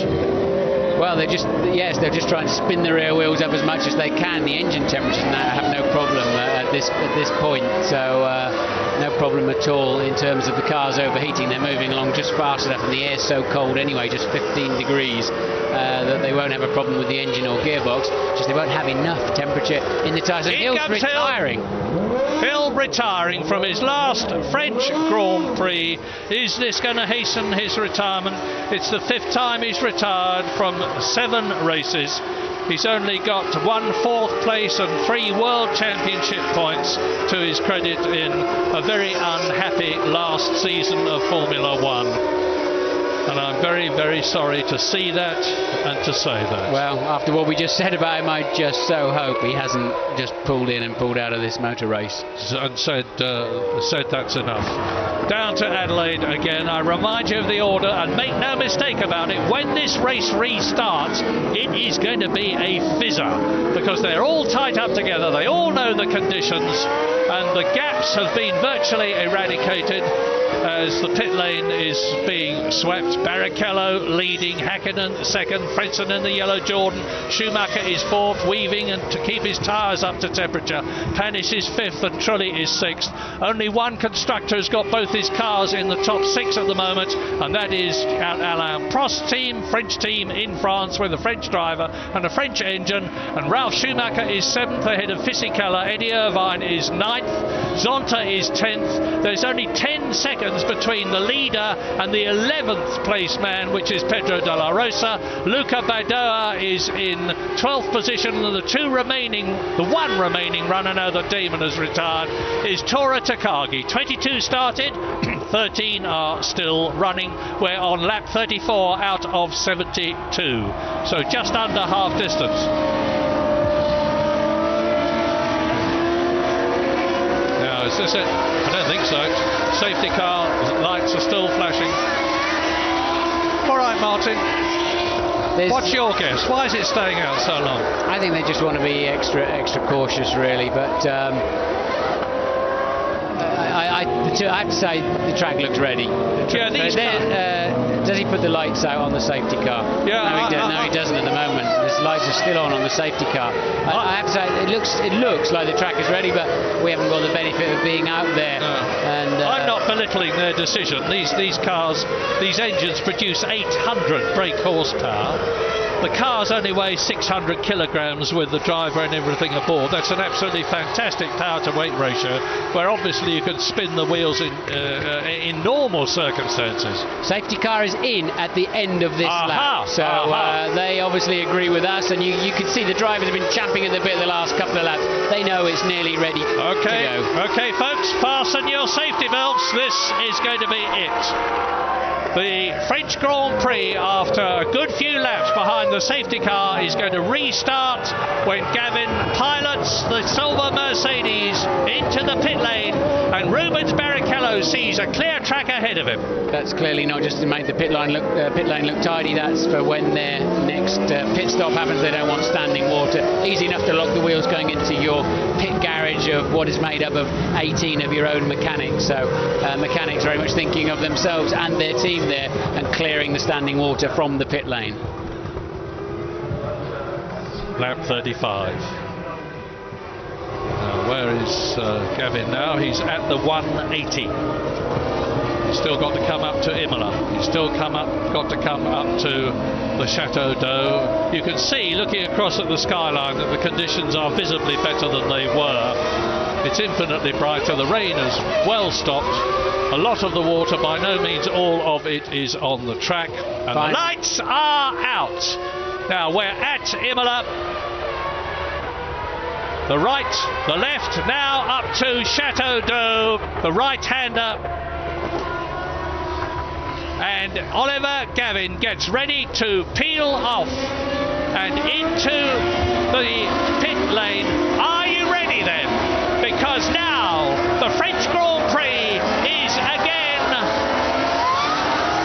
I can tell you, I will be so nervous. Now Barrichello's now takes over the role of the safety car. Barrichello now has control, and he's going to back them all up, and then he'll scamper out of that last corner as quick as he can. There'll be plenty of spray, and there he goes. So Barrichello leads in. Nobody can overtake to the start-finish line, and they're through, but plenty of spray, look, and a lot of pressure on Barrichello. I can tell you, they're all super nervous on the restart of this race. So easy to make a small mistake and be sitting in the gravel trap. But Barrichello has the advantage. Clear track, no spray. Häkkinen is taking a faceful. So is Frentzen there in third position. Michael Schumacher is still fourth. I didn't see him behind the yellow Jordan. There he is. Michael Schumacher still in fourth position ahead of Olivier Panis. And this is the half distance, lap 36 out of 72. As Schumacher challenges Frentzen and runs wide, loses momentum. Frentzen accelerates away. Michael Schumacher is on a charge. Remember what James Allen said. Michael Schumacher's car is set up for wet conditions with more downforce from the rear wing. This should help the German. Michael Schumacher challenging Frentzen. There they are. First, second, third, fourth. And Olivier Panis not so far behind in fifth position ahead of Jarno Trulli.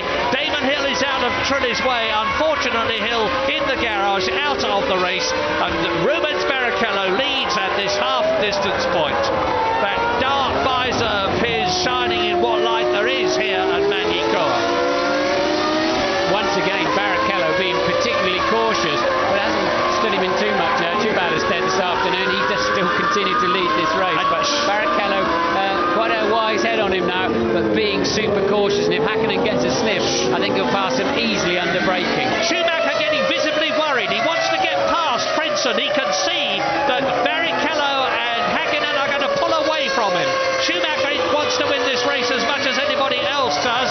He's dropped to second place in the World Championship. There is Michael Schumacher, and there is the gap. Barrichello, Hakkinen, and that Ford engine is really punching out the power. Yes, Hakkinen got well out of shape actually in the middle of Estoril. The problem he's got now is he can't actually see where he's going either, and you can see he fell back from Barrichello and then takes a lot of time out of him under braking. Barrichello super cautious. Hakkinen would have seen that, and if Michael Schumacher could only see where he was going, I think he'd be having a go at Frentzen too. Well, I think Rubens Barrichello is distinctly going to be in danger at Adelaide at the next corner, because Mika Häkkinen's prowess at that hairpin is awesome to watch, and I use the word advisedly. He's under the wing almost of Barrichello's Stewart car, and there is Frentzen behind him, Michael Schumacher. Curves like that, you've just seen them leading into this short straight. In the dry, they're absolutely nothing. You don't even give them any thought. In the wet, it's the perfect opportunity to just spin off straight into a concrete wall. You start driving the track a few metres in front of you instead of looking down the road as you do in the dry. In the wet, you bring your focus and you're just waiting for the car to twitch. You're driving the piece of track you're on at that moment at all times. Now, Hakkinen will be looking to get as close to Rubens Barrichello as he can before he gets to the Adelaide hairpin. Yes, last time round Hakkinen tried to get on the power too early and got out of shape and lost that time. Now he's got to be smoother, calmer in the middle of Estoril. Then I think he should stay just about close enough to have a dive up the inside of Barrichello as they go into Adelaide.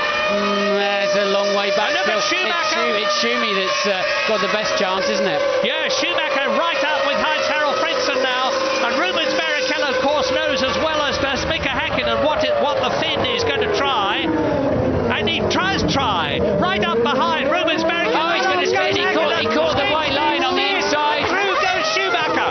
That was bad for Mika Häkkinen and Tanis. Mika Häkkinen has shot himself well and truly in both feet. Hakkinen put the car on the inside of the curve, an absolute no-no. He was clearly watching Barrichello or something. Look, puts the car on that white line, spins up the inside rear wheel, and you're always going to go round. That was a very simple, straightforward error there from Mika Häkkinen. And it's paid off for Rubens Barrichello in terms of the tactics he has been following. Take it easy, he's saying to himself.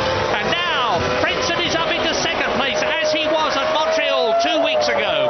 Stewart leads with Barrichello at the wheel. Jordan is second with Frentzen at the wheel. Mika Häkkinen spins down. Michael Schumacher is up into third place.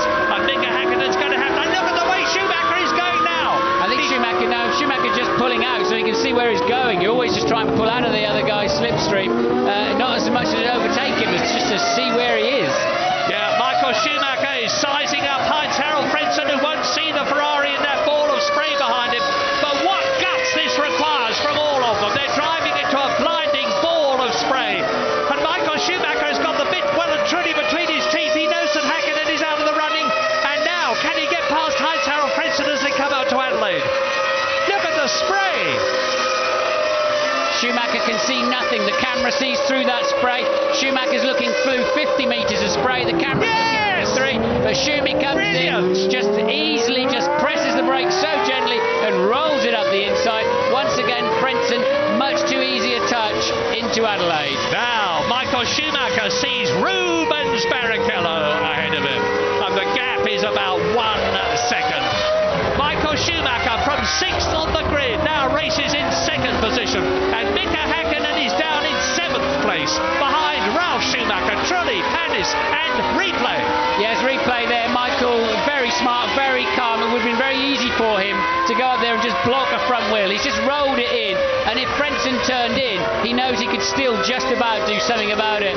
I'm sorry, but Frentzen not doing a good job in that corner today. Look, Eddie Jordan shaking his head. I think he's probably agreeing with me. The sad shake of the Irish head of Eddie Jordan, because he knows now that with Michael Schumacher ahead of Frentzen, and Schumacher getting out of shape, he's right on the ragged edge now, closing up on Rubens Barrichello. The gap was 1.4 seconds. It's certainly less than that now. As Schumacher goes across the line, I tell a lie, it's 1.5 seconds. But Schumacher, second position. Barrichello leads. Frentzen third. Panis is fourth. And both the Prosts have moved up a place, of course. They're fourth and fifth. Ralf Schumacher is sixth. Mika Häkkinen out of the points. There's no McLaren in the points at the moment. Although I have no doubt that Mika Häkkinen will soon get past Ralf Schumacher in the Williams Supertech. Not so sure. I think you could well be right, Murray, but Häkkinen's not been as strong in the wet as in the dry. But I fear that Barrichello's days are numbered of leading this race. But there's several people who cruised up and had a go at him. Somehow he stayed in front. Damon Hill apparently had engine problems with the Jordan. That's why he came into the pit garage and stopped. That certainly won't increase his motivation to continue. And Rubens Barrichello, I keep reminding everybody, is no new boy. This is his 103rd Grand Prix, in spite of the fact that he's still only 27 years old. And he's very, very mature, and he'll certainly need to be, because he's got the toughest man in Formula One gaining on him visibly. There he is, Michael Schumacher, Ferrari, and it's go now as they come down out of Chateau d'Eau, down to the last corner, and Michael Schumacher will be going for Barrichello at Adelaide.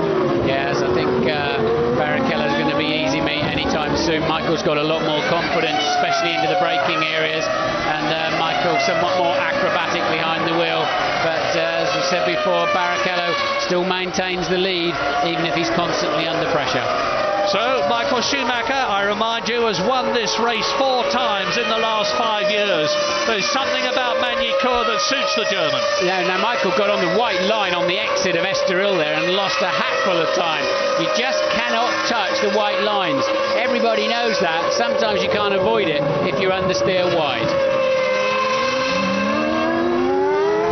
And that's where Rubens has got to find some confidence. Wind the brake balance a couple of turns to the rear. I think he's already done some of that. And don't lock the fronts. It's easier to cope with a slight locking of the rear if you can. And Barrichello there has got to find some way of braking later. I don't think he's any slower anywhere else. He's just massively slow on the brakes. Well, he's going to need to be very good when he gets up to Chateau d'Eau. It's unusual for someone to pass before the chicane, which finishes the lap, but I have seen it before. They're into Imola, they're coming up to Chateau d'Eau now. Look where Michael Schumacher is, he's got the momentum. It's lap 41 out of 72. I said this race was going to be a cracker when they restarted. My goodness, it certainly is. Frentzen is not giving up, and nor is Panis fourth, truly fifth, Ralf Schumacher sixth. Mika Häkkinen is still out of the points, and Schumacher is right up with the Stewart now. Now is the time for Michael Schumacher to get through as they come up to the Grand Curve on the inside. Is he going to go? No, he won't get through there, but Häkkinen must think his world's come to an end. He was about to take he took the lead of the race, or about to take the lead of the race, spins off, goes back into 7th place. Now he's got the Irvine's Ferrari all over the back of him. So Häkkinen's afternoon turning around in quite a hurry, and still Barrichello maintains enough lead, and he now breaks up the inside, and there seemed to have been a lot more grip. Look at Schumacher! Fantastic! Unbelievable! Rubens, you've got to break later, my friend. And now Schumacher blocks the apex again nicely, but Barrichello gets away. It's almost like Michael was out of gear. It's like Michael was in the wrong gear. So Schumacher came in so deep, I'm not sure he really intended to arrive quite that fast. Look at that. Watch yourself, Rubens. Schumi running well wide. He seems to be under control. And then it's almost stationary. He's looking for a gear or something there. And Rubens comes back on the inside. Good Lovely stuff. bit of calm, composed driving from Rubens Barrichello. Yeah, but Michael came from 100 metres back or something. I couldn't believe it. But he's going to do it again. He's not going to give up. Michael Schumacher, push, push, push. Looking for those 10 World Championship points. And look at Frentzen. Frentzen is still as close to Schumacher as he was before. And Schumacher's going to have a go again as they come down to complete the lap. This is lap 42.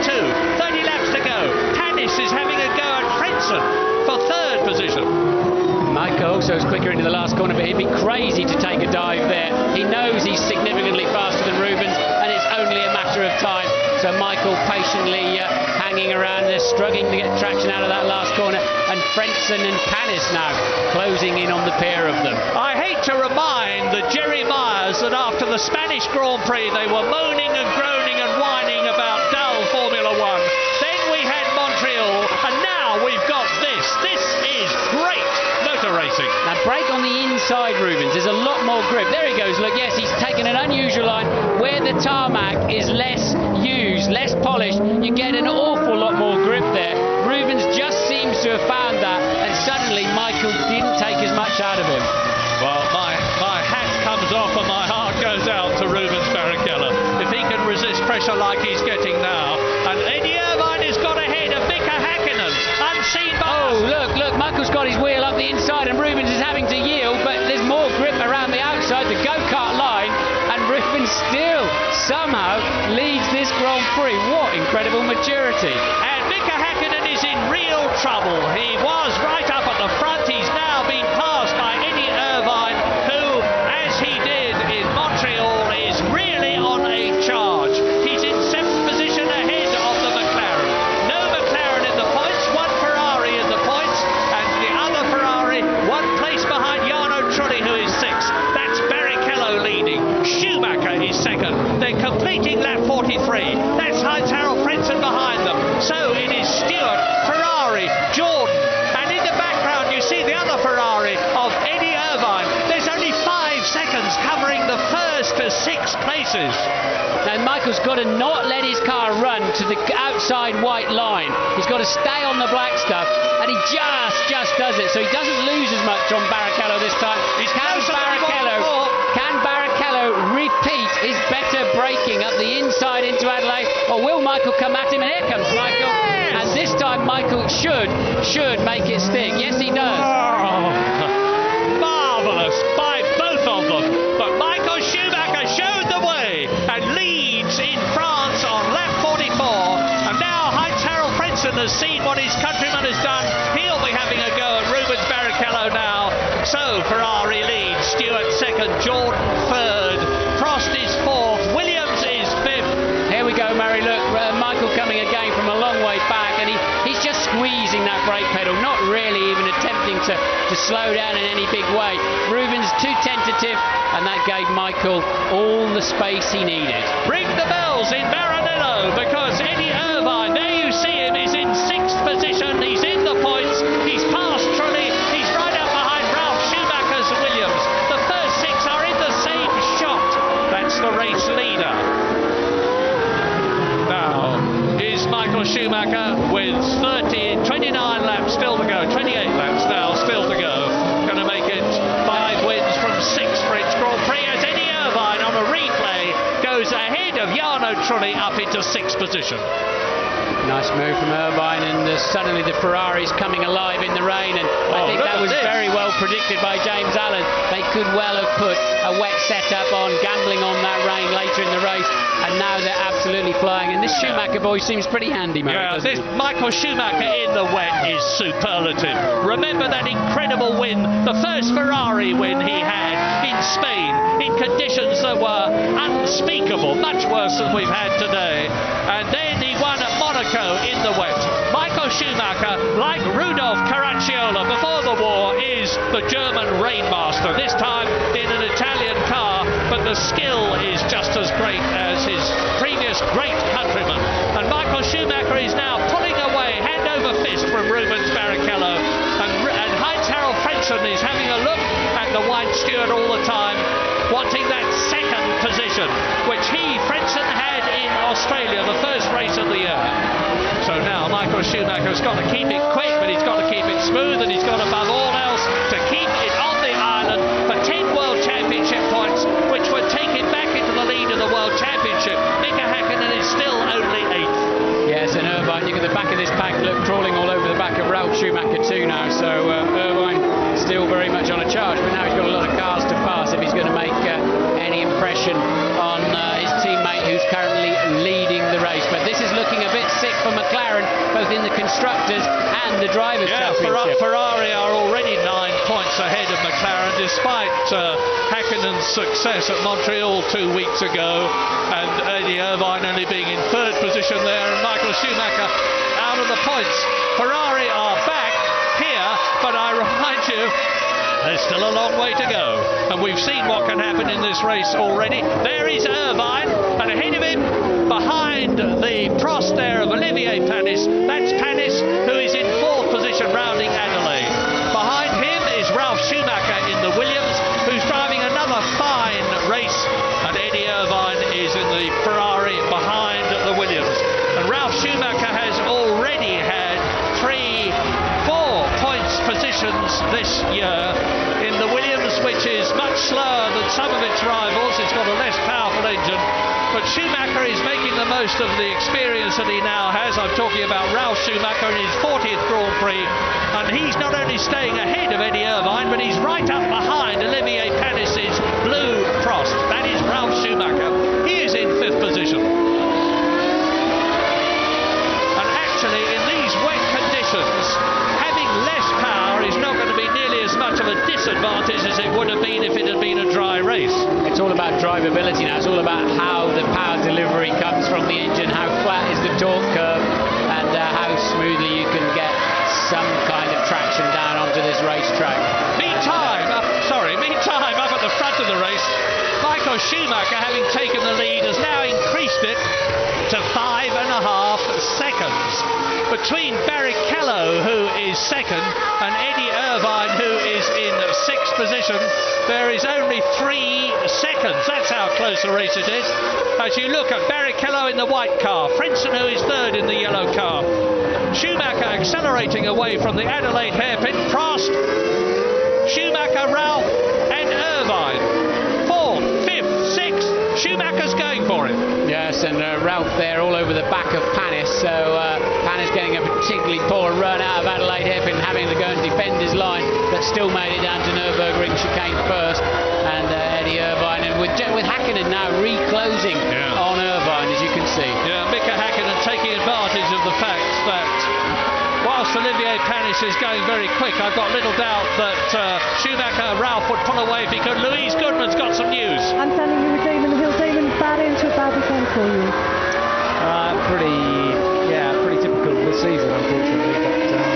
But that's the way it can go, and I don't really have anything to complain about. I have just a lot of bad luck, but also didn't perform as well I'd liked either. So bit of a shame, because actually in the race I think we could have maybe clawed our way through to do something, but because I made a good pit stop at the right time, but then it went pear-shaped when an arrow's punctured my tyre. And you're now saying that this could be your last race for Jordan, is that correct? It may well be, yes. There's some deciding to be done about Silverstone.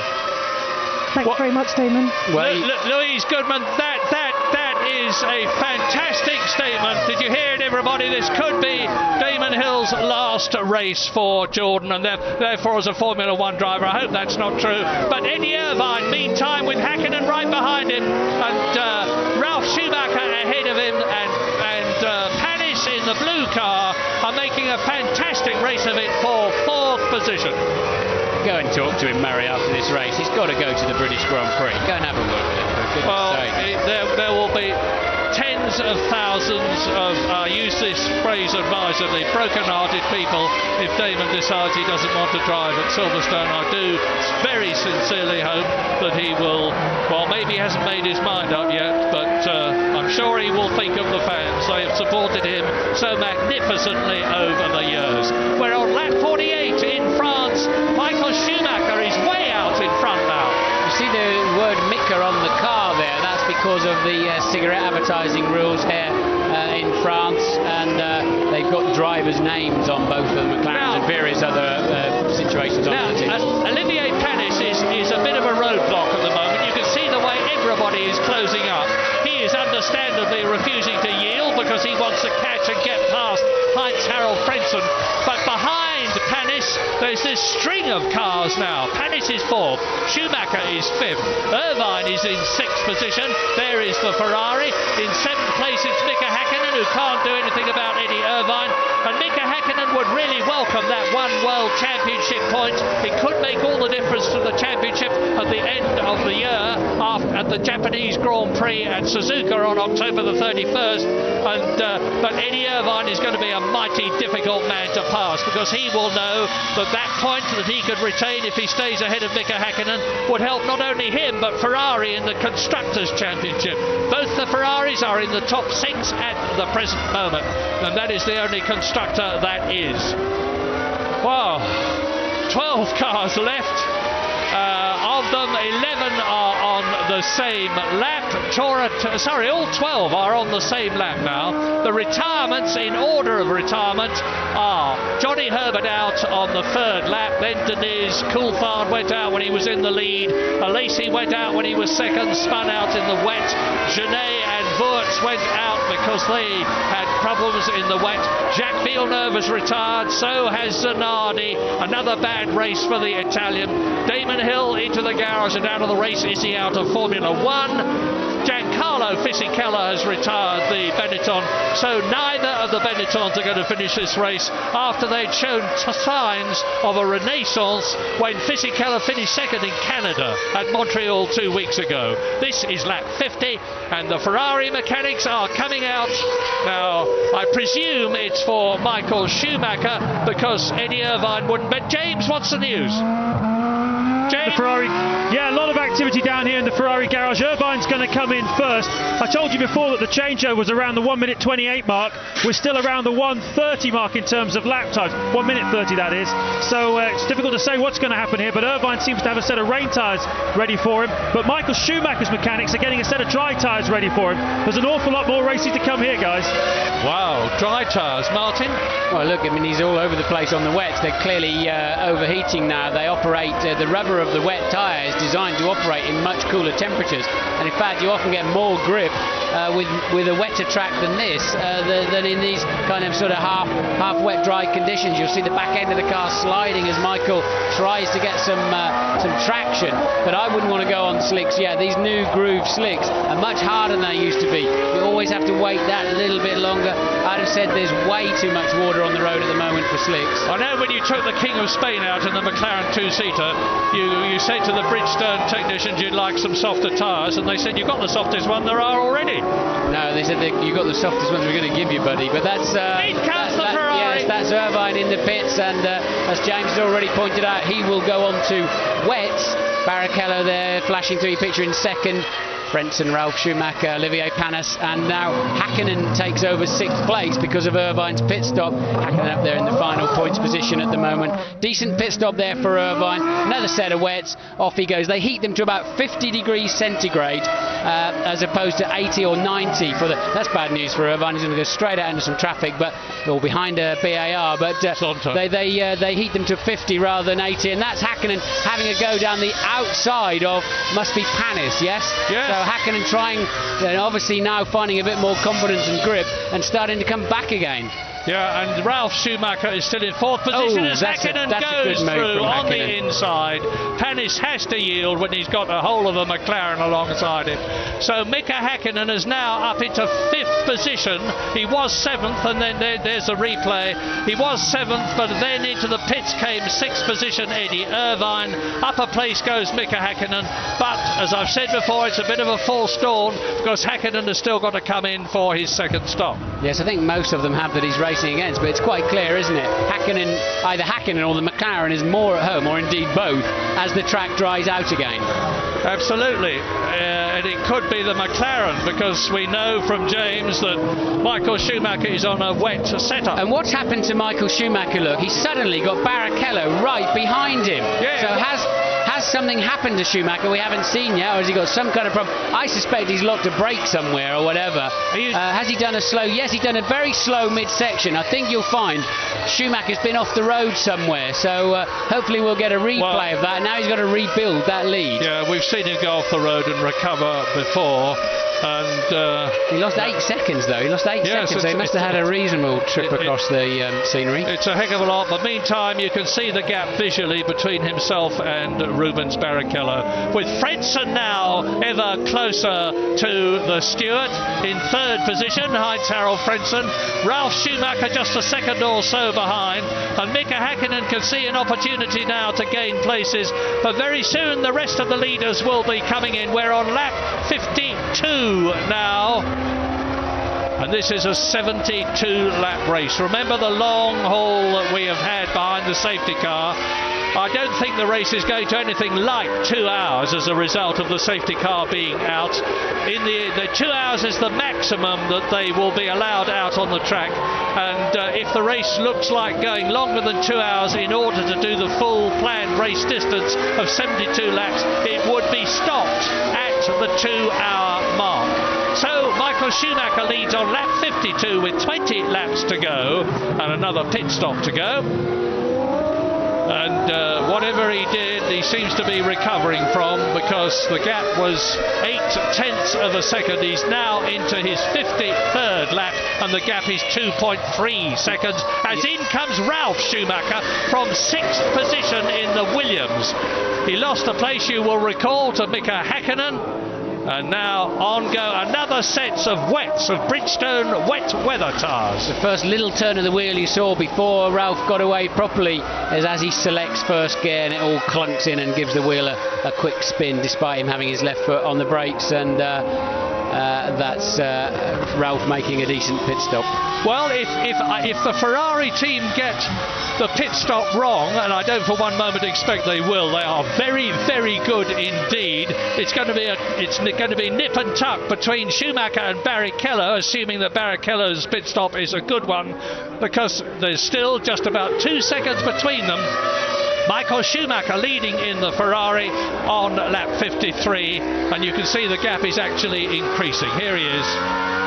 Yeah, Michael clearly has got a faster car, but he must have made a mistake.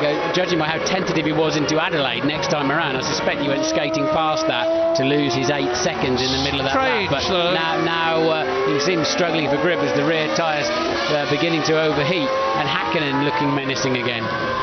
Odd in this age that we haven't had a replay if they caught it, because it would have been something quite dramatic. Anyway, he's now into his 54th lap, he being Schumacher. Look at the battle for second behind him. Barrichello has got Frentzen right up behind him. Frentzen has got the Prost right behind. You can see in the pit lane they're getting another steering wheel ready for what must be Michael Schumacher's pit stop. So maybe he didn't go off the road, maybe he just had some kind of gear selection problem. Remember when he first passed? James, what can you tell us? Well, it's absolutely right, Martin. I don't know what sort of crystal ball you've got up there, but it's obviously a very expensive one. They've got Ignazio Lunetta, his race engineer, has got a spare steering wheel ready. Now, we've seen this a number of times with Ferrari where Schumacher's had gear selection difficulties. I was listening to him as he accelerated out of the final corner past me in the pits, and he was short shifting on the lap where he lost all that time. I think it's possibly the problem he had in that hairpin as well. He was looking for a gear, it wasn't there for him. I can tell you one other thing is that when he stops, he's putting wets on. Thank you, James. You may be wondering why on earth he's going to change a steering wheel if he's got an engine problem. The answer is that so many of the functions on the car these days are controlled from the steering wheel that if you change it, you get better connections. And there's the confirmation. The new wheel, it'll only take a second or so to slot into position. He won't lose any time on top of the fuel stop and the tyres. And now look at Frentzen with Mika Häkkinen right up behind him. They've just scrambled past Tora Takagi. Rubens Barrichello did so better, as a result of which there's a gap, and that's Irvine off the course. He was in 8th position, and into the pits comes Michael Schumacher. Now let's watch him Eddie stop. Irvine took 7 seconds. He's got, I assume, I don't wonder if the engine stops if they change the wheel. No, it doesn't. They've got that one off to a fine art, haven't they? Does he? I don't think they have to restart the engine. Michael's got it on. He says, yes, fine, let's go. Oh, no, the engine's not running. Not go. Oh no! Yes. It took a while to get some kind of gear. So Michael, were 13 seconds. He's stop. lost 6 seconds, Martin, on that stop compared with Eddie Irvine. So now the race leader is Rubens Barrichello. And this is the second. This is the second. Murray, look, Hakkinen with a chance up the inside of Frentzen. He's getting a bit wiser now as the race goes on. Keeps a middle line and very much keeps that second place. Olivier Panis darting about all over the circuit, trying to find some wet tarmac because he's only made one stop. His tyres are overheating. He's looking paradoxically for some water to drive through to cool them down. Yes, and well, we saw Schumacher definitely put wets on again, and that's got to have been the right decision. And here's a replay of Irvine about to take a trip across the grass. I suspect he locks his front left going into 180 and just just drifts wider and wider and wider. I've been across that bit more than a few times, and it just sucks you in. You just cannot get away from it. And you go around the outside, it fills all the radiator ducts up with stones, but it's not too much of a problem. They come out in the next 2 or 3 braking zones. Race leader Rubens Barrichello, second Frentzen, third Hakkinen, fourth Olivier Panis, and Michael Schumacher back in the race. Look for the Ferrari in the background.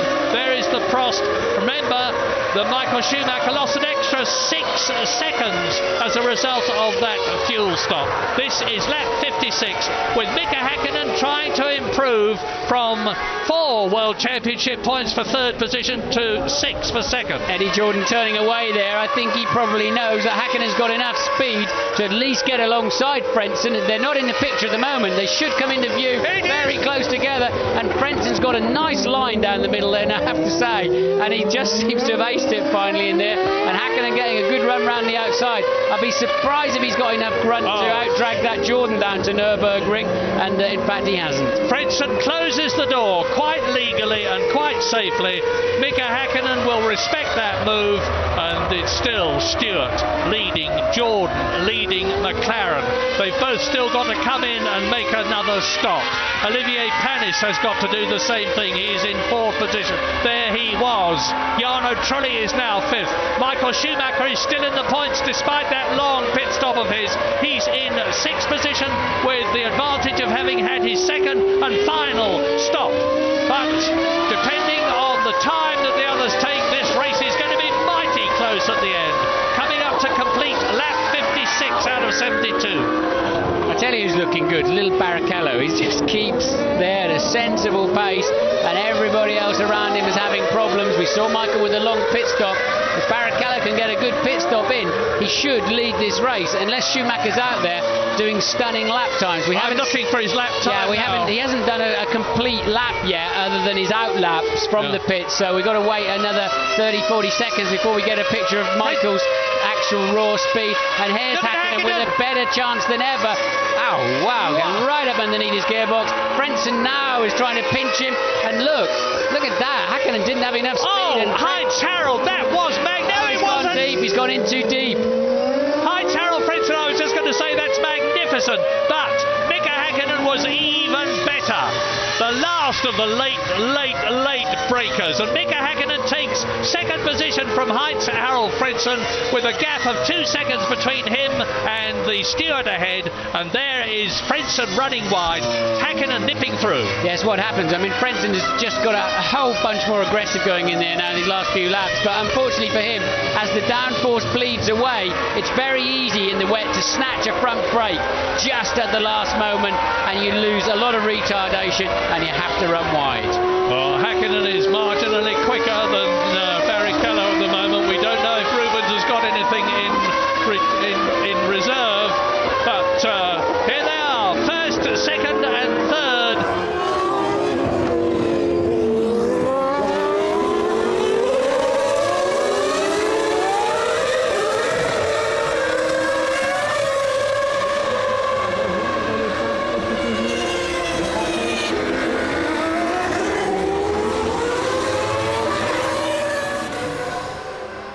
As you watch Heinz Harold Frentzen trying to resist Mika Hakkinen on a replay and failing to do so, Olivier Panis is in the pits from 4th position. His teammate Jarno Trulli has gone ahead of him up into 4th position. Michael Schumacher challenging for that 5th position. I didn't see, to be honest with you, whether he got through ahead of Panis, but it looks as though both the Prost, if they can keep going, are going to be in the points at their home race at Magny-Cours in France. And Schumacher, I think, did not get past. I just saw a flash of a scarlet car in the background as Panis went through. Mika Häkkinen now right up with Rubens Barrichello. They've both still got to stop for the second time, and they're both pulling away now from Heinz-Harald Frentzen in 3rd position, and Rubens Barrichello is responding to the challenge of Mika Häkkinen, who is going for his 4th race win this season. This is lap 58, long way to go still. Barrichello, Häkkinen down to turn 14, the last corner through the chicane. And now Mika Häkkinen will be looking to get right up under the wing of Rubens Barrichello's Stewart, get ready to take the lead with another late braking move, and he's going to try and go through on the dodging about all over the back of Barrichello's car. And of course Rubens will know very well indeed that he's there as he comes out of the right-hander at Estoril, accelerates up towards 190 miles an hour. And is this where Mika Häkkinen takes the lead? Watch the gap decrease as first of all Barrichello has to put his brakes on. There's very little in it in terms of when they stop. And this time Mika Häkkinen gets alongside, but again Rubens Barrichello magnificently resists the McLaren.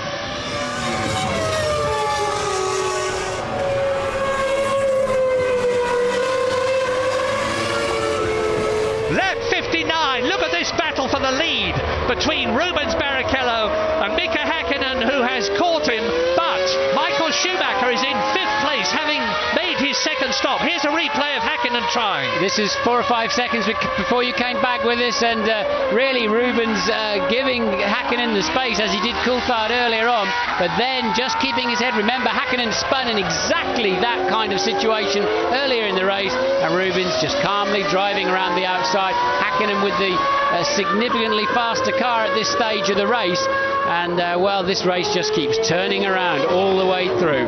Yeah, and watch Heinz-Harald Frentzen. You'll see the yellow Jordan in a moment. He's not giving up. Behind him is Jarno Trulli, who is yet to stop. Olivier Panis is down into 7th position from 4th, but he's had his 2nd stop. Race order now as you watch this battle.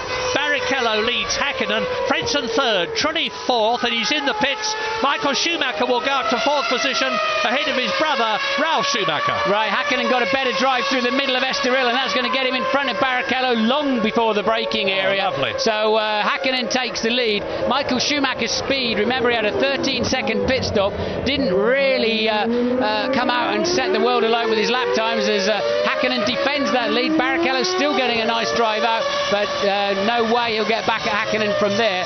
And can Michael Schumacher go fast enough to make up for that slow pit stop and end up back in the lead of the race when it's all shuffled through and everybody has stopped? Well, Heinz-Harald Frentzen was actually the fastest man on that previous lap, but as Häkkinen charged up alongside Barrichello. Yes, I think these two slowed each other up a little bit as they had to wait, and it would be very easy to lock a wheel here and just run into the other car. So Häkkinen quite cautious from this point on. He's got the corner, and then he actually is very, very cautious. He's probably a bit nervous of that white line again where he spun. He goes round the outside of it, and Barrichello says, well, I'll have a go, but he hasn't got enough speed or advantage to get ahead down into Nürburgring chicane. And this is Michael Schumacher, currently running 5th, but he has already pitted. Yes, and he's only 5.7 seconds behind Mika Häkkinen, in spite of the fact that his pit stop was 6 seconds longer than his teammate Eddie Irvine, who is now down in 8th position. As we ride with Frentzen, look ahead, and you'll see Barrichello's car ahead of him. You can see Mika Häkkinen's car. We're with the 3rd placed Jordan of Heinz-Harald Frentzen, well and truly in the points again. And off goes De La Rosa in the arrows, and he is down in 11th position. Well, as he kept his engine running, it's very difficult. This is what happened. Frentzen came up alongside him. Oh, look, that's a problem for Frentzen. He can't get the thing to change down. Look, he's stuck in a higher gear, and now he's got it on the cam and he's away. But has he got any gears?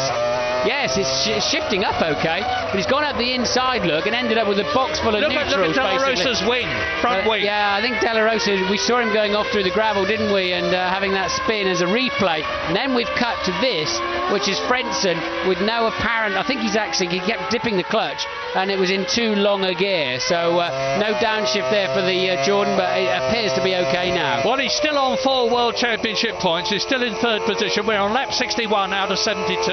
Mika Häkkinen in the lead, 2.7 seconds ahead of Rubens Barrichello. Heinz-Harald Frentzen seems to me as though he's still got a problem. No, it's changing okay now. It's doing all the normal things now. I think it's just so slow because there's so little grip, but that Arrows is not doing him too many favours. The Arrows goes into pits, so that solves that problem in a hurry, and Frentzen appears to live for another day. Well, into the pits comes Pedro de la Rosa, and Heinz-Harald Frentzen is still in a podium position. Häkkinen 2 seconds faster than Michael Schumacher on that last lap, so yeah, Häkkinen all of a sudden from slipping way back now looks like the man. Yeah, what he's doing of course is to go as quickly as he possibly can to try to build the gap for when he comes into the pits, because this pit stop is going to be absolutely crucial. The first 3 have yet to stop the second time, Häkkinen, Barrichello and Frentzen. Michael Schumacher is in 4th position. He's now 14 seconds behind Häkkinen, but it's going to be mighty, mighty close, because remember, as I've said before, it's not just the 7 seconds or so that you're stationary as Zonta comes into the pits from 9th position. It is the time you take slowing down and then accelerating out, and it's quite a slow entry to the pits.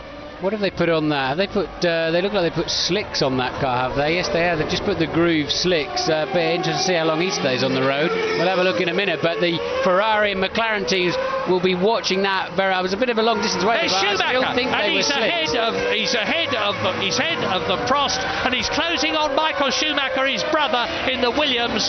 He's only 6 seconds behind him. No, hang on, Murray. That's Irvine scrapping with Panis. He has just passed Panis. So Irvine back on a roll again in 7th place, out of the points at the moment. Yeah, and so Eddie Irvine is battling for that 6th and last World Championship point. 1 World Championship point with Olivier Panis trying to resist him, and I don't think he will. Eddie Irvine in the extremely powerful Ferrari. Mika Häkkinen leads. When is he coming in? Is he coming in? Yes, he must be coming in. I don't think he's around the other side of the circuit, but I don't think we're going to see them having to pit, the leaders having to pit for slicks. I think with 10 laps to go, they ought to be able to somehow find enough life in those tyres to go through to the end of the lap. Let's see. It's nip and tuck, I would think, whether it's worth coming in for slicks. And that's why, if I was right about Zonta going out on slicks, all the teams would be very interested in his progress. Louise, what's the news?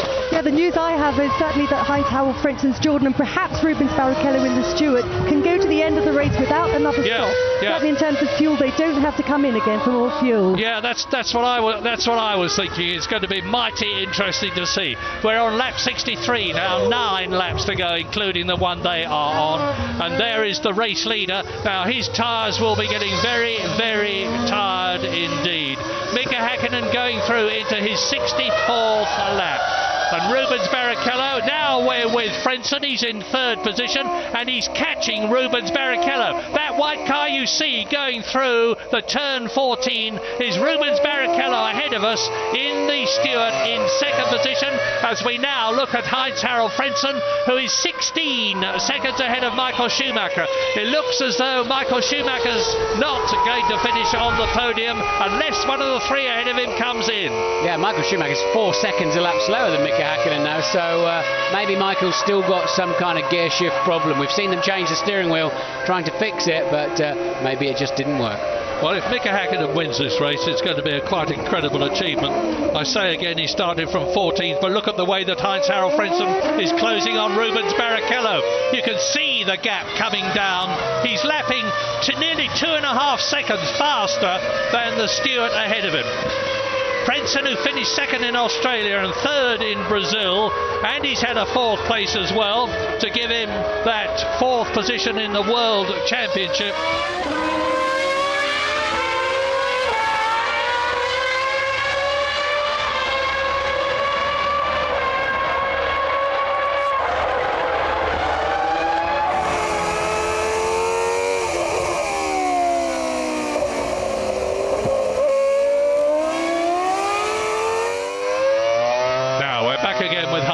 Frentzen on lap 65, and his quarry is Rubens Barrichello. Mika Häkkinen's got this race in the bag, provided he can keep going, and he's got another 8 laps to eke out of his tyres as we look at Ralf Schumacher in the Williams, and behind him is Eddie Irvine. Now things are starting to look better for Ferrari in terms of the Constructors' Championship, because if Eddie Irvine can get ahead of Ralf Schumacher, it'll give him 2 World Championship points. Michael Schumacher is already on 3 for 4th position if he finishes there, but the whole thing could change, as I've said before, if Häkkinen, Barrichello or Frentzen come in, and it's looking less and less likely that they're going to do so, as Eddie Irvine, that we're watching, who's had such a magnificent season after his victory at Melbourne, closes on Michael Schumacher, and he's about to take 5th position off the German, I think, as they come up towards Adelaide. That's the braking corner, the slowest corner on the track. Second gear, 40 miles an hour, and Ralf Schumacher says, oh no, you're not going to get past here, my friend. Accelerates away towards the Nürburgring, the right and left. Mika Häkkinen, meantime, is on his 65th lap. Everybody is on the same lap except Takagi, who is 11th. De La Rosa is 12th, and in comes Häkkinen. This is going to change the race. This is going to change the race. Mika Häkkinen making his last pit stop. He's on lap 66. Oh, a bit slightly slow getting away. Now, he was 15 seconds ahead of Rubens Barrichello, and here's Frentzen getting out of the pits in front of Häkkinen. Because Barrichello's in the pits too, so Frentzen now leads the race. Wow, are we going to see a second Jordan victory after Damon Hill last year?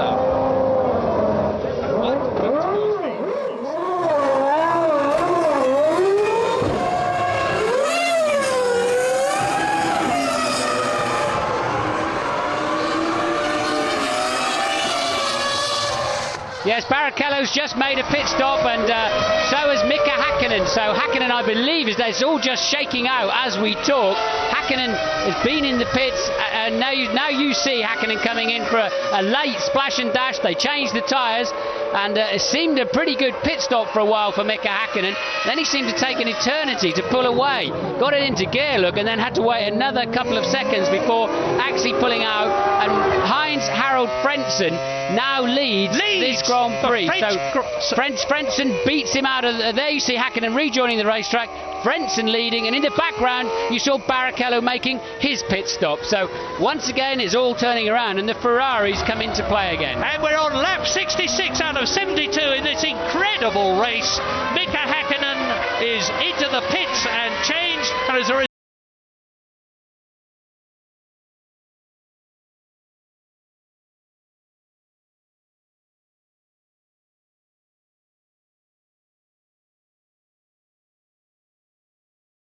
Ferraris come into play again. And we're on lap 66 out of 72 in this incredible race.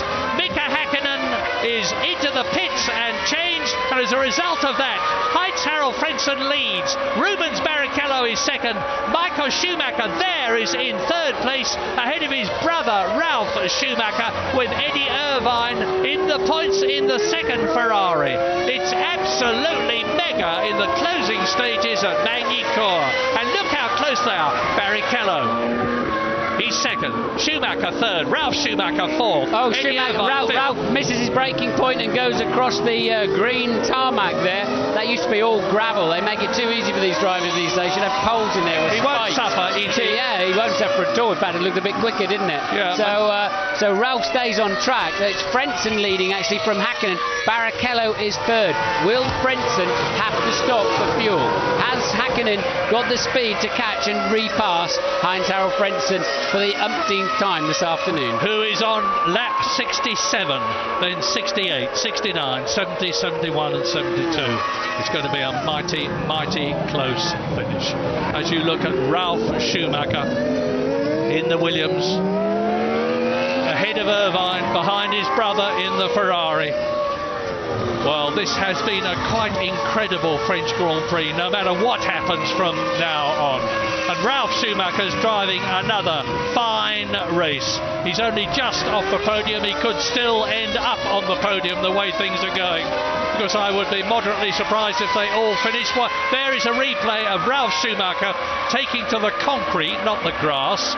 But he doesn't suffer because he didn't actually have an advantage. He didn't pass anybody as we rejoin Heinz-Harald Frentzen, who is now on his 68th lap. Identical lap time to Hakkinen on that tour, and they're 2.3 seconds apart. You can see for yourself now, 2.369, so nip and tug. Louise, what is it? I can tell you that Frentzen is definitely not coming in. Frentzen not coming in again, so provided he keeps it on the black stuff, looks like he's going to win this race. Well, let's not count our chickens before they're hatched, especially for Eddie Jordan. Jordan have only won one Grand Prix since they started in 1997, and that was Damon Hill, who won magnificently in Belgium last year. And Frentzen is getting a bit agitated. He's coming up behind Luca Badoa in the Minardi, who's in 10th place, and he goes through now. When he's ahead of him now Mika Hakkinen has got to do the same thing. Frentzen, who, as I said earlier on, has taken to Jordan like a duck takes to water, and now Schumacher, Ralf, is resisting Eddie Irvine and trying to catch his brother. And this is the battle for 4th, 5th and 6th place. This is a race which is very difficult to keep up with. Action all the way, lap 68. Yes, and remember how much time Frentzen lost when he had the wrong gear in the hairpin, when the car wouldn't downshift properly. So Frentzen, at some point or other, Jordan had made a very smart move during that safety car period of tanking up their car, filling it up with fuel, and that's put Frentzen in a very strong position. And he's just pulled another second away into the lead. His lead's now 3.2 seconds. But Martin, why isn't Michael Schumacher getting away from his brother in the far less powerful Williams better? But I think Michael's carrying some kind of problem. Remember, they changed the steering wheel. We know he lost 8 seconds on one lap or whatever, and ever since that point of the race, Michael's not really been in any kind of shape in terms of lap time. Irvine looking to get past Schumacher, Ralf, and if he does so, it will help Michael Schumacher, because Eddie Irvine won't finish in front of the German, you can be quite sure of that.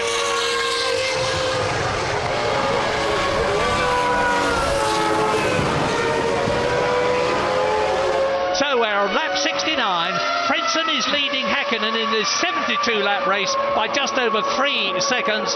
Barrichello is in 3rd place. You're seeing the battle for 4th, 5th and 6th between Michael Schumacher Ferrari, Ralf Schumacher, there he is, Eddie Irvine, there he is, out of Adelaide.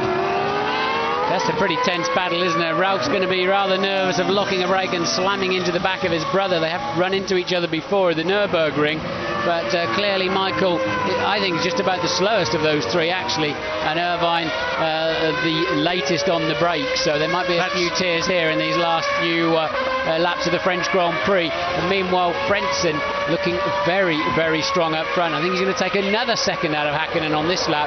So Frentzen, if Louise is right, and I'm sure she is, he's not stopping again, he is very much sailing towards a win for Jordan. Well, the gap between Barrichello and Michael Schumacher is only about 4 seconds. Incidentally, when Martin was talking about the Nürburgring, that was the Nürburgring in Germany, not the Nürburgring corners here.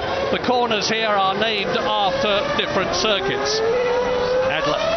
Eddie goes through. Eddie Irvine goes through. Very, very cheeky, but it is possible. He just proved it. But Ralph's the one who gets the grip out of the corner, and it didn't count after all that. But a typical Irvine move. Eddie Irvine has given notice to Ralf Schumacher that he wants that 5th position, which he had momentarily. Here he goes on a replay, dives through on the inside of the Williams, closes up on his teammate Michael Schumacher, and then Ralf pays it back. Yes, you can have it on the way in, or you can have it on the way out. You can't have both. And which Ferrari is that? That's Ralf going down the outside of Michael. So Michael definitely got some kind of pace problem. Can Ralf find some traction and get ahead of Michael? Yes, he can. He's going to beat Michael down to the Nürburgring chicane. Something wrong with that Ferrari. Yeah, that'll be that'll be an aftermath of this. And now Eddie Irvine has just got to maintain station. This will enable Ralf Schumacher to pull away in that fourth position and consolidate it. Eddie Irvine's going through. He's not allowed to do that in his contract, is he? He won't be allowed to do that, for sure. I don't know. It's not inconceivable that well, it doesn't make any difference to Ferrari, of course, whether Schumacher finishes fifth or... Oh, yes, it does. Yes, it does. For the World Championship, Murray. I mean, they'll be wanting Michael to get maximum points in the squabble. I withdraw, you're right. With Mika on that, but Irvine cheekily coming over the inside of Michael. He'll be getting the call in a minute. Well, now, stay away, because he has to contractually. Yeah, we haven't lost sight of what's happening at the front. Frentzen is on his last lap but one, and he's 5 seconds ahead of Mika Häkkinen. It looks as though we are indeed going to see a famous and incredible second historic Jordan win in Formula One here at Magny-Cours in France in 1999. Heinz-Harald Frentzen is on lap 71 in the 72-lap race. He's increasing his lead over Mika Häkkinen. Mika Häkkinen would be very disappointed to lose the win, but he's going to finish ahead of his World Championship rival Michael Schumacher and thereby increase his lead in the World Championship. Well, is this going to rub salt in Damon Hill's wounds or what? If he did pull out of this race like he was suggesting, and it is his final race, just to add very much insult to injury, Frentzen looks like he could well win it in the same car. And look, Irvine is... we're with Frentzen now. This is Heinz-Harald Frentzen, who started his Grand Prix career driving for the Swiss Sauber team in Formula One in 1994. He drove for them in 1995 and 1996. He switched to Williams in 97, where he won the San Marino Grand Prix at Imola. He wasn't a happy man. Sorry, Murray, but he was completely nearly on opposite lock in the middle of that corner. He was well out of shape. Mick has dropped back. He's 7 seconds behind now. Häkkinen given up the fight. So Frentzen on his merry way. Sorry to interrupt, Murray. No, he was well out of shape. That's all right. I was just giving a bit of history to say that he drove for Williams last year. He wasn't a happy man. He joined Jordan this year, and my goodness has he been pleased. Second in Australia, third in Brazil. This is going to be 10 World Championship points if he can just bring the Jordan home for these last few corners, and there would be no justice if he could not. Remember, they're getting out into the pit lane now. Eddie Jordan nearly in tears of worry because Heinz-Harald Frentzen comes out of the right-hander very shortly at Chateau d'Eau.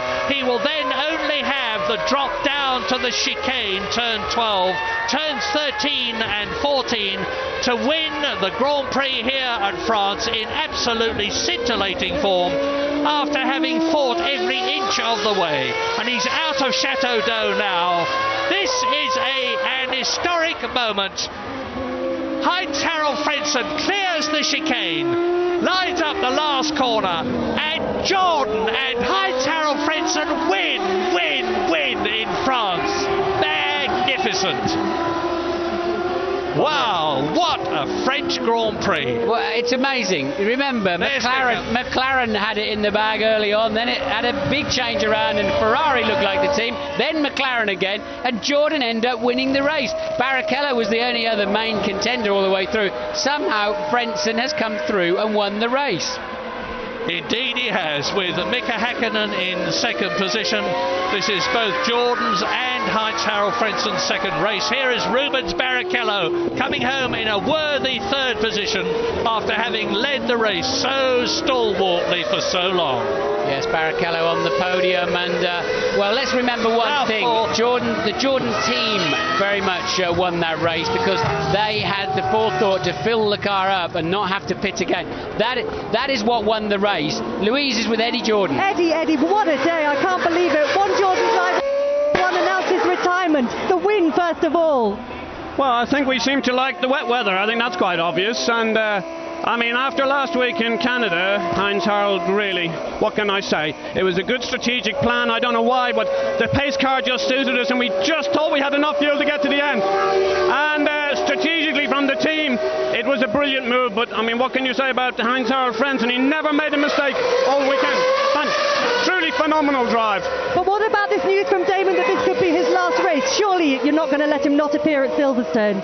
You know, these decisions have to be made by the driver at the time, and I'm aware of what he said. It was reported to me. Damon is truly one of the best people I've ever met, and everybody must respect his wishes, and only he can make that decision. And whatever they are, I support him. But now, Eddie, back to the celebrations. Well done. Well, I'll tell you what you can say, Eddie Jordan. You can say that Heinz-Harald Frentzen has become a superstar.